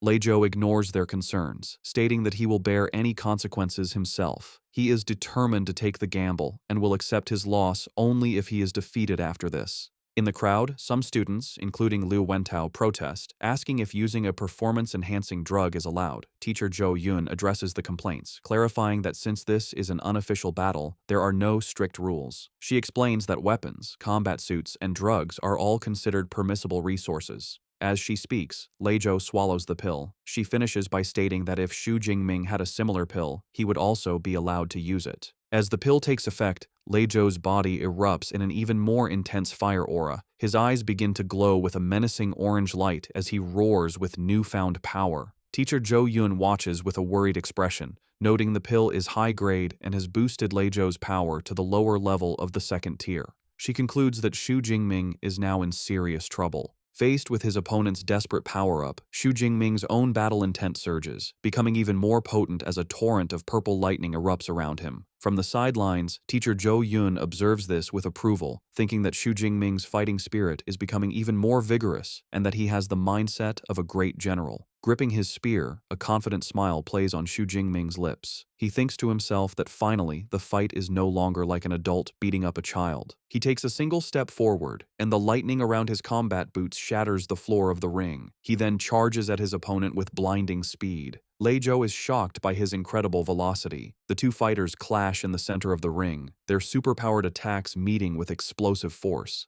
Lei Zhou blocks Xu Jingming's initial thrust, but the raw power behind the attack is overwhelming. The force of the blow sends Lei Zhou staggering backward, forcing him to his knees to absorb the impact. Still surrounded by his wavering flames, he grits his teeth in disbelief. He can't understand how, even with his strength boosted to the second tier, he is still no match for Xu Jingming. He wonders what kind of monster he is facing. Realizing a head-on fight is useless, Lei Zhou changes his strategy. He decides that if he can't win a direct clash, he will attack from a distance. He leaps back and launches a volley of powerful fireballs at Xu Jingming. However, his ranged attack is met with casual disdain. Xu Jingming effortlessly swings his spear in a wide arc, creating a vortex of lightning that deflects all the fireballs. He mockingly asks if that is all Lei Zhou has. Frustrated and sweating, Lei Zhou curses his opponent's flawless lightning ability. He desperately clings to a new hope, thinking that he can no longer get close, but if he can exhaust Xu Jingming's power before his drug boost wears off, he might still have a chance. But Xu Jingming has no intention of letting the fight drag on. He decides to end it. He raises his hand and summons a massive amount of purple energy, condensing it into a solid spear of pure, crackling lightning. His A-rank technique, Thunder Spear. He hurls the condensed energy weapon at his opponent. The spear flies through the air and slams directly into Lei Zhou's shoulder, piercing his defenses. Stumbling back in shock and pain, clutching his wound, Lei Zhou has a horrifying realization. His opponent also has a devastating long-range attack. Before Lei Zhou can recover, Xu Jingming follows up with another technique. A powerful sphere of lightning materializes above Lei Zhou, and torrents of purple energy rain down, electrocuting him. Stunned and in pain, he looks up, wondering what new battle technique this is. With a cold expression, Xu Jingming points forward and declares the name of his A-rank control skill, Thunder Prison. A cage of crackling purple lightning forms around Lei Zhou, trapping him completely. He curses, realizing he is caught in a restriction-type technique. In a desperate move, he summons his remaining power to create a flame barrier, a swirling vortex of fire around his body. Trapped but defiant, he taunts Xu Jingming, declaring that if he can't get out, then Xu Jingming can't get in, challenging him to a battle of attrition. Xu Jingming, however, is unfazed. He looks at the fiery defense with disdain, thinking the flame barrier looks weak and wondering how many of his attacks it could withstand. Instead of a battle of wills, he leaps high into the air, easily clearing the flame barrier and positioning himself directly above his trapped opponent. While airborne, he unleashes his ultimate assault. He summons his power, and dozens of massive, glowing purple spears of pure lightning materialize in the air, all aimed at the helpless Lei Zhou. The deadly rain of lightning spears begins to descend, a technique that looks like a devastating version of his chain thunder gun. Looking up at the overwhelming attack, Lei Zhou is filled with absolute terror. He knows with certainty that if he is hit by that barrage, he will die. With his life on the line, his pride shatters, and he screams out his surrender. At the very last second, just as Lei Zhou shouts his concession, the tip of the lead lightning spear stops just inches from his eye. The rain of spears dissipates as Xu Jingming lands gracefully in the ring. In a final definitive motion, he thrusts his physical spear forward, piercing Lei Zhou's chest and leaving no doubt as to who the victor is. Xu Jingming withdraws his spear from Lei Zhou's chest, leaving him kneeling and defeated on the floor. With a commanding presence, Xu Jingming stands over his opponent as teacher Zhou Yun officially declares him the winner. The crowd is left in shock and awe. They exclaim that it was a complete and utter crushing defeat. They marvel at how Xu Jingming flawlessly chained together 4 different battle techniques in just a few seconds, a feat far beyond what any normal freshman should be capable of. 2 students discuss the power of the techniques they witnessed. One guesses they must all be at least B grade. His friend is amazed, admitting the best technique he has learned is only C grade. Watching from the sidelines, Liu Ming overhears their speculation and looks stressed. He thinks to himself that they are severely underestimating his junior brother. He knows the truth.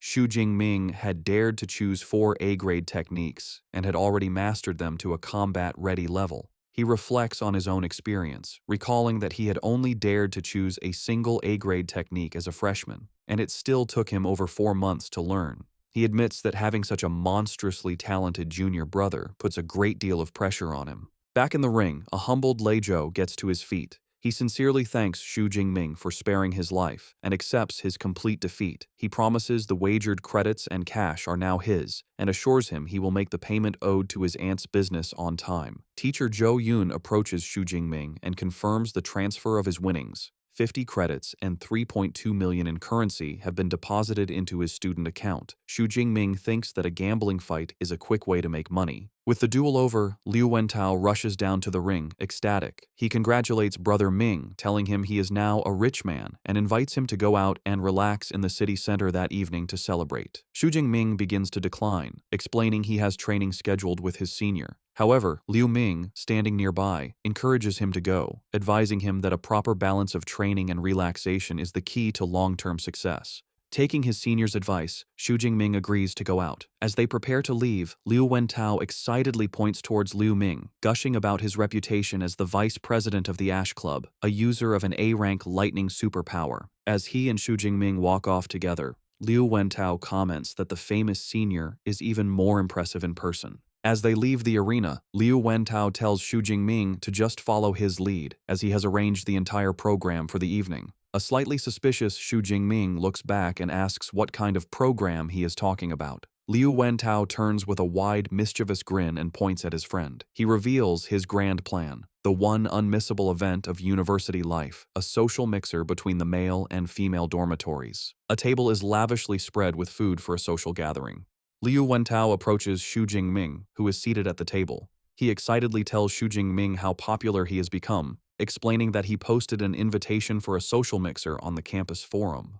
Liu Wentao reveals that over 100 people registered, and he had a hard time choosing who to invite. Xu Jingming smiles and comments on his friend's dedication, asking who he finally chose. Liu Wentao playfully tells him it's a secret for now, but he will meet them soon. Just then, he spots the guests arriving and calls them over. 2 young women approach. One, wearing glasses, introduces herself as Qi Dongxia, the invited guest. Her companion, a girl with dark hair, introduces herself as her roommate, Song Qiuqiu.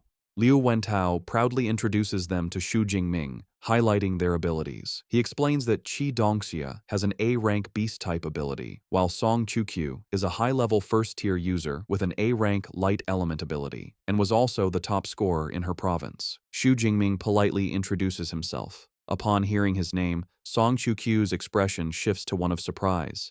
She immediately asks Xu Jingming if he would be interested in a sparring match, telling him he can pick the time and place. Her friend, Qi Dongxia, calls her a battle maniac for trying to set up a fight right after meeting, reminding her they were there to socialize. Song Qiuqiu admits that her main reason for coming was the chance to spar with Xu Jingming. Xu Jingming steps in to smooth things over, inviting them to sit down. Liu Wentao clarifies that the plan is just to have fun, eat, and go shopping together. The group spends the evening at the bustling Huaihai commercial street. Song Qiuqiu looks up at the towering skyscrapers, in awe of how magnificent the city is. As they walk, Qi Dongxia admires the clothes in a window, while Xu Jingming notices the wide array of high-end equipment for superpowered individuals, including A-rank weapons. He observes a display of blades and elixirs, thinking this commercial center offers a far greater selection of gear than his hometown of Jiangcheng. Their outing continues as they enjoy some street food together. Later, they browse a clothing boutique. As the girls shop, Xu Jingming offers to hold Song Qiuqiu's shopping bag, and their hands briefly touch as he takes it. Afterward, Xu Jingming watches as the 2 girls walk ahead, looking at a jewelry display. By the end of the evening, Xu Jingming is holding many shopping bags, surprised they spent several million in just a few hours. Liu Wentao remarks that despite Song Qiuqiu's simple style, she is quite a wealthy young woman. When Xu Jingming seems curious, Liu Wentao leans in to explain that her family background is also incredibly powerful. Just then, Qi Dongxia cheerfully calls out to them to help carry one final bag, while Song Qiuqiu thinks it is probably time to head back. The night ends with Xu Jingming and Liu Wentao walking the girls back to their impressive villa. Song Qiuqiu tells the boys that they had a lot of fun. Both Xu Jingming and Liu Wentao wave goodbye as the girls head towards their home. However, before leaving, Song Chu-kyu stops and faces Xu Jingming with a serious expression. She tells him she was serious earlier and promises that one day she will formally challenge him to a sparring match. Her determined declaration surprises Xu Jingming for a moment, but he quickly recovers, a confident smile on his face as he accepts her challenge, saying he is looking forward to it. Song Chu-kyu seems pleased before turning to go inside. Once inside, Chi Dongxia begins to tease her friend. She remarks that she has never seen Song Chu-kyu show a pleasant expression to any boy since they started university, with Xu Jingming as the only exception. She happily concludes it was a great idea to bring her. Song Chu-kyu explains the reason for her usual coldness. She reveals her A-rank light element ability, lets her perceive the inner thoughts of others, so she is constantly exposed to the impure thoughts of the boys around her. However, she says Xu Jingming is different. Her ability revealed he only holds a sense of appreciation with no impure intentions. She concludes thoughtfully that he is special. Hearing this, Chi Dongxia gets a mischievous look, teasingly concluding that Miss Song has developed a crush. Meanwhile, as the boys walk back, Liu Wentao sighs with satisfaction, commenting that it's nice to relax once in a while, and Xu Jingming quietly agrees. Xu Jingming, however, is lost in thought. He reflects on Song Chu-kyu and her high-level status, realizing he still has a long way to go. The thought motivates him to work hard and grow even stronger. 15 days later, Xu Jingming is meditating in his training room. Sensing he is ready, he decides it is time to level up and commands his system, Deep Blue, to use his points for an upgrade. A violent surge of purple lightning erupts from his body. System notifications confirm he is undergoing a dual advancement, from a mid-level to a high-level first-tier user, while also leveling up his Thunder Indestructible Body technique to its second level. As the energy subsides, Xu Jingming reflects on his progress. He notes the rank up has significantly increased his power, and that the second level of his body tempering technique is focused on strengthening his bones and muscles.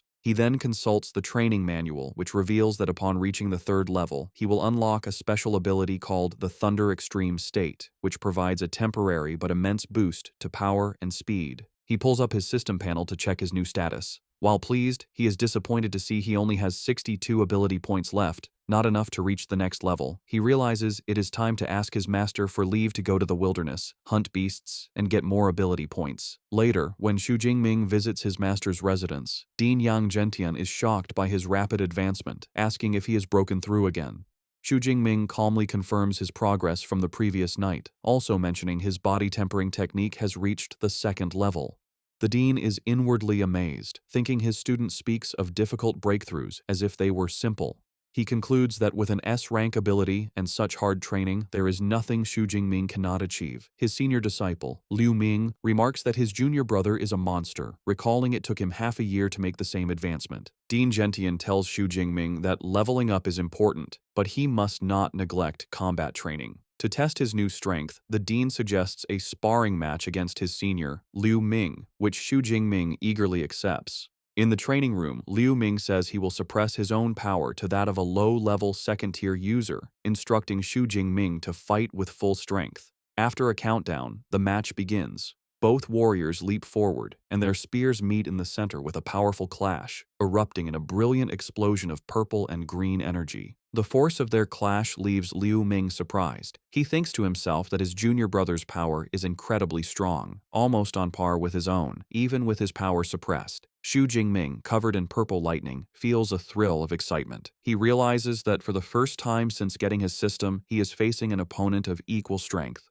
Deciding to press his advantage, Xu Jingming concentrates a sphere of lightning in his hand and unleashes his Thunder Prison technique. The massive orb of electricity flies across the room, forcing Liu Ming to defend himself. Before his senior can recover, Xu Jingming leaps and follows up with another attack, throwing a volley of lightning spears in a move like his Chain Thunder Gun technique. Liu Ming recognizes the combination of skills. With a smirk, he notes that this is the same combination that defeated Lei Zhou, but declares that he is no mere freshman. He gathers his own power and unleashes a devastating counterattack, a massive torrent of teal-colored lightning called Jade Pivot True Thunder. 20 minutes later, the intense battle is over. An exhausted Xu Jingming leans on his spear for support. He concedes the match, admitting that his divine thunder energy is depleted and that he has lost. Liu Ming, however, reassures him. He explains that Xu Jingming did not lose because of skill, but was simply at a disadvantage due to lower energy reserves. Their master, Dean Yang Gentian, approaches them, praising the fight as an exciting spectacle. He admits Xu Jingming's performance far exceeded his expectations. He had thought Liu Ming would win easily, but instead they were so evenly matched, the outcome was decided by a battle of attrition. Liu Ming then asks his junior brother if he is aware of the true level his combat power reached during their fight. When Xu Jingming looks back, puzzled, Liu Ming makes a stunning declaration: his power is now unrivaled in the second tier.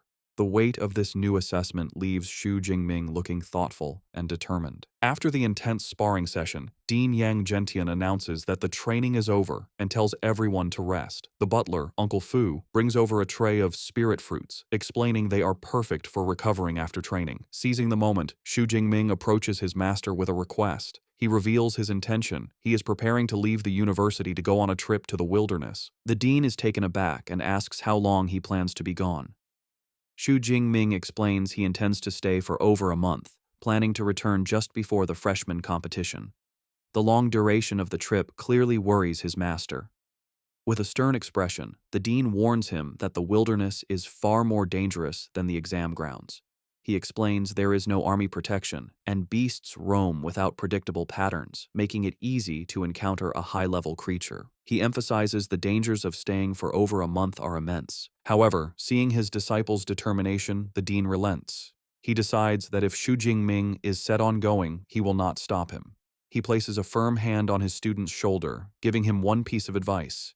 If a situation ever looks bad, he must flee without hesitation. The dean explains that the path to becoming powerful is filled with life and death crises, and since his disciple is so ambitious, he will not stand in his way. Xu Jingming bows his head in gratitude, thanking his master for his understanding. The dean then asks which wilderness area he plans to visit. As Xu Jingming takes a spirit fruit from Liu Ming, he replies that he is heading to the wilderness near Yuanshui City. This news seems to relieve the dean, who notes the area is next to Magic Capital, and the beasts there only go up to Tier 4 or 5, making it a relatively safer choice. He tells Xu Jingming that he will have Liu Ming share some valuable experience with him later, an offer Xu Jingming accepts. As a final gesture of support, the dean explains that since he cannot offer much help while he is away, he will at least provide him with a suitable weapon. A glowing ring on his finger begins to shine with a bright teal light, and he takes Xu Jingming's hand, preparing to give him his gift. Back in his dorm room, Xu Jingming sits on his bed, his new spear and a packed bag beside him. He asks the AI, Eva, to open the university's mission system. As holographic screens appear, he recalls the advice his senior disciple, Liu Ming, gave him. Before leaving for the wilderness, it is a good idea to accept some missions to earn extra credits. He looks through the list, noting the variety of tasks available, such as collecting beast materials, gathering rare herbs, and capturing fugitives. The rewards vary by difficulty, with C and D rank missions offering modest credits, while S and A rank missions offer much more. Xu Jingming observes that all the high-reward missions involve combat, remarking to himself that this must be the training model of Modu University, pushing its students into dangerous situations to grow stronger. He remembers a saying that the most outstanding students are not found on campus but out in the world. With this in mind, he selects 1 A rank and 3 B rank missions for his trip. With his preparations complete, Xu Jingming puts on his new combat attire, slings his backpack over his shoulder, and prepares to leave. As Eva wishes him good luck, he thinks to himself that there is no time to waste and he must set out immediately. His journey takes him to the Yuanshui City Supply Base, a bustling town in a mountainous region that serves as a forward base for those venturing into the wilderness. The streets are filled with adventurers trying to recruit members for their beast hunting teams. Xu Jingming arrives, taking in the lively atmosphere with satisfaction, thinking that he has finally made it. He walks through the streets and enters a grand building that serves as a registration hall for adventurers. The hall is filled with other armed individuals. A woman in an elegant red dress who works as a receptionist greets him warmly and asks how she can assist him. Xu Jingming states his purpose, explaining he wants to register as an adventurer. He holds up his identification, knowing that to enter the wilderness, one must first register for a nationally recognized adventurer identity. The receptionist takes Xu Jingming's university ID and is impressed that he is a student from Modu Superpower University. She remarks that it is rare to see a first-tier user like him venturing into the wilderness so soon. She informs him it will take a little while to process his registration and suggests he rest in the hall while he waits.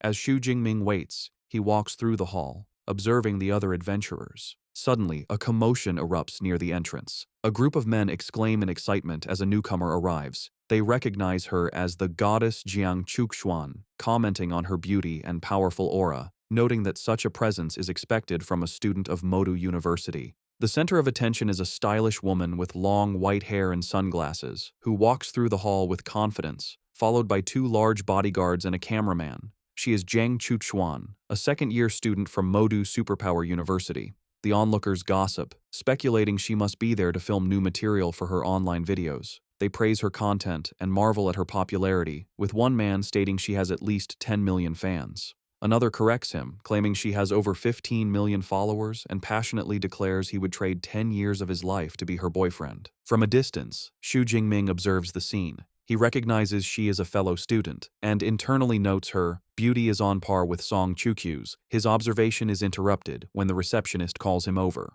She hands him his new adventurer card and a satellite smartwatch, explaining the watch has a map of the wilderness detailing beast activity and danger levels. Xu Jingming thanks her. As he turns to leave, a shady-looking man stops him. The man guesses this is Xu Jingming's first trip into the wilderness and warns him it is dangerous to go unprepared, offering to sell him some essential elixirs. Intrigued, Xu Jingming asks about the price. The man eagerly opens his coat to reveal hidden pills, offering first-grade healing elixirs for 20,000 and antidote elixirs for 15,000.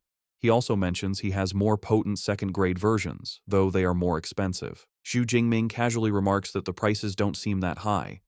The merchant laughs, pleased, and boasts that he is well known for selling cheap and effective elixirs. However, Xu Jingming's expression turns sharp. He internally notes, something is wrong. He knows a standard first-grade elixir should cost at least 30 or 40,000. The man's low prices can only mean one thing. He is a scammer targeting inexperienced newcomers. Instead of being intimidated, Xu Jingming calmly asks how many elixirs the man wants, then immediately calls out his scam, asking how many other newcomers he has cheated. The merchant, realizing he's caught, drops his friendly act. He aggressively gets in Xu Jingming's face, asking if he was toying with him from the start. Xu Jingming remains unfazed, simply asking what he thinks. The merchant's face twists into a menacing grin. He declares that Xu Jingming is the first person to dare provoke him within the supply base. However, before things can escalate, a young woman with short, dark hair intervenes, shouting at the merchant. She calls him by his name, Zhao Chunlin, and accuses him of scamming new adventurers again. The woman walks towards them. Annoyed, Zhao Chunlin mutters that Xu Jingming is lucky this time. Before leaving, he leans in and delivers a sinister threat,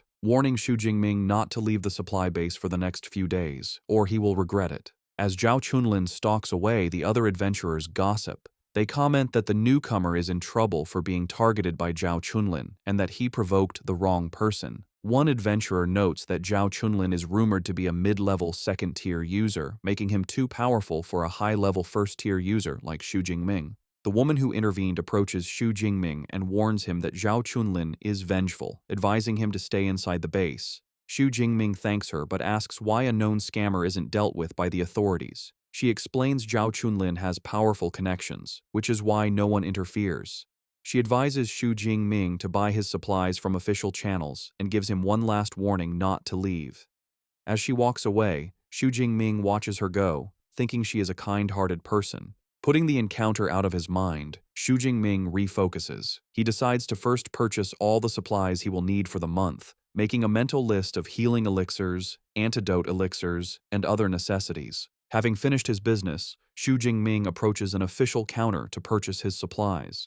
After stowing the items in his backpack, he leaves the adventurer's hall, now fully equipped and ready for the wilderness. However, as soon as he steps outside, his path is blocked by Zhao Chunlin and his cronies. The merchant looks furious, mockingly commenting on how Xu Jingming is foolish and defiant for daring to leave after being warned not to. He angrily asks if this is a sign of disrespect. Unfazed, Xu Jingming calmly asks what he wants. Enraged by his calm demeanor, Zhao Chunlin's face twists into a sneer. He declares that since Xu Jingming has disrespected him, he will break both of his legs and make sure he spends the rest of his life in a wheelchair, claiming it is the only way to appease his anger. Nearby, the kind adventurer woman who had warned him earlier sees the confrontation. She expresses frustration that he didn't listen to her and declares she must go help. However, her companion holds her back, suggesting it might be better to let him learn a lesson. Back in the confrontation, Zhao Chunlin prepares to make good on his threat.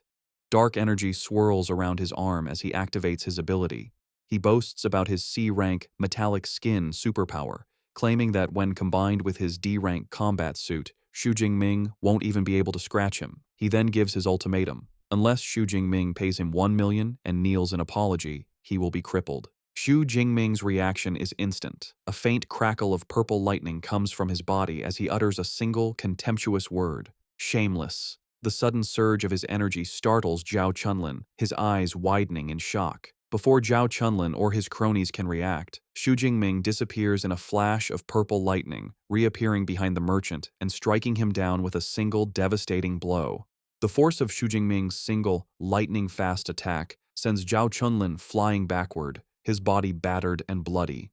Zhao Chunlin is slammed with such force that he crashes through a nearby stone wall, shattering it.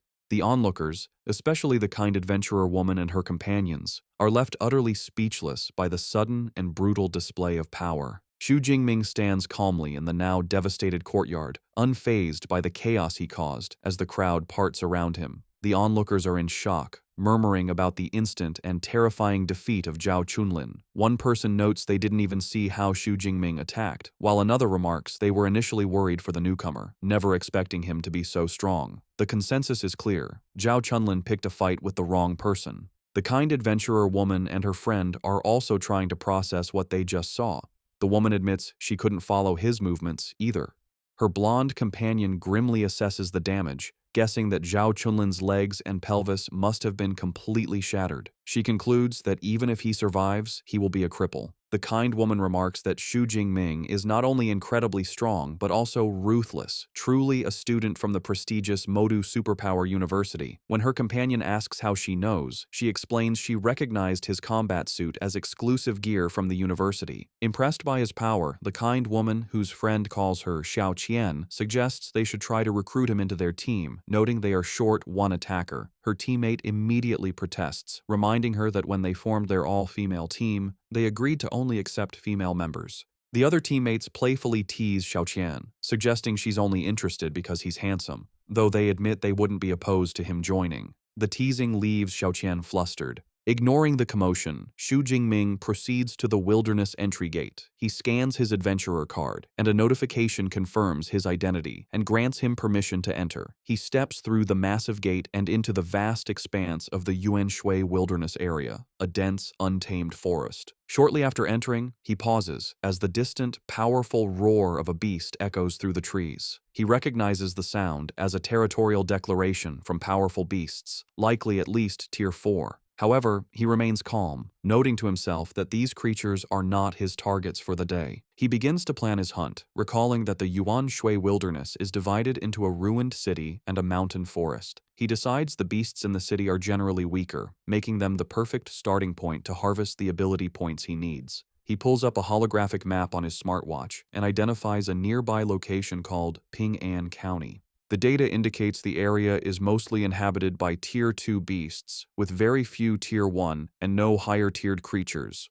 With its large area and an estimated 500 to 600 beasts, he concludes it is the ideal hunting ground. With a determined cry, Xu Jingming declares his arrival in Ping'an County and breaks into a full sprint, his body covered in a faint blue aura as he moves with incredible speed through the forest. He soon enters the desolate, ruined streets of the county, where his presence immediately attracts a ferocious, wolf-like beast that lunges at him from the shadows. Xu Jingming calmly identifies his attacker as a Tier 2 Shadow Cat, seeing it as a timely delivery of ability points. However, as he prepares to fight, he suddenly clutches his chest in pain. He feels the violent, negative emotions from the Thunder Tyrannosaurus blood stirring within him, filling him with an overwhelming urge to kill. He realizes the more he tries to suppress this impulse, the stronger it becomes. A savage, manic grin spreads across his face as he decides he has had enough of holding back. Unleashing a torrent of purple lightning, he embraces the bloodlust, his sudden transformation, and terrifying aura leaving the Shadow Cat frozen in fear.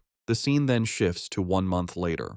A team of 4 adventurers patrols the empty streets of the same county. One of them asks their bald, red-bearded captain why the area is so deserted, complaining they have been searching for a full day without finding a single beast. The captain angrily retorts that he has no idea. Finding the situation deeply unsettling, he reasons there should be hundreds of beasts in a city of this size, and even a mass migration wouldn't leave the area so completely barren. Just then, their luck seems to change as a large, tiger-like arm-blade tiger appears before them, startling the group. Relieved to have finally found a target, the captain rallies his men, declaring they should kill it together. However, before they can move, a massive spear of pure purple lightning descends from the sky. The energy spear slams directly into the beast, instantly obliterating it in a massive explosion of purple energy and debris. The adventurers are left stunned by the sudden, overwhelming attack. One of them nervously wonders if they just saw a new type of laser weapon. The more experienced captain dismisses the idea, explaining a laser would be much faster. He correctly deduces that the devastating attack was an incredibly powerful lightning element combat technique. The captain of the adventurer team quickly understands the situation. He concludes that the devastating attack was a clear warning and that a powerful individual has claimed the entire county as their territory. He urges his team to leave immediately. His men scramble to follow, with one commenting on how terrifying the lightning spear was, while another finally understands why they couldn't find any beasts. They had all been wiped out by this powerful lightning user. The captain yells at them to hurry, fearing the consequences if they linger and anger the mysterious powerhouse.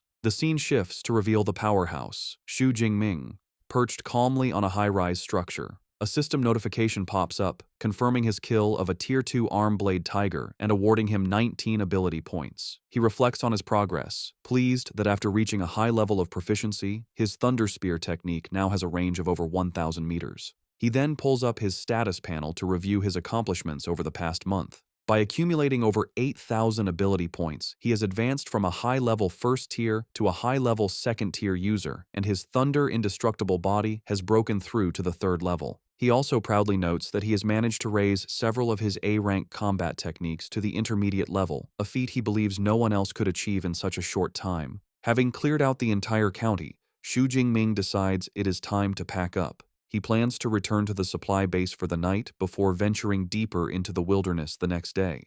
Back at the Yuanshui supply base, a group of adventurers watch in disbelief as Xu Jingming returns, weighed down by an impossibly large and overflowing backpack. They joke about the situation, wondering if his bag has grown legs and speculating that he must have foolishly hauled back the entire carcass of a beast. Unseen by them, Xu Jingming thinks to himself that it was a good thing he bought the reinforced version of the backpack. Otherwise, it never would have held the more than 400 kilograms of beast materials he had collected. He proceeds to the adventurer's hall and approaches the receptionist's counter to sell his haul. The woman politely asks what materials he wishes to sell and directs him to a large scale. Xu Jingming opens his massive pack, revealing a mountain of valuable, high-quality beast parts. He informs the stunned receptionist that he has over 400 kilograms of Tier 2 beast materials and asks her to see how much they are worth. Still in awe, the receptionist examines the parts, noting they are all the most valuable and pristine components, such as tiger tendons, claws, and rhino horns. Completely overwhelmed, she apologetically asks Xu Jingming to wait, explaining the quantity of materials is too large for her to handle alone and that she needs to call for help.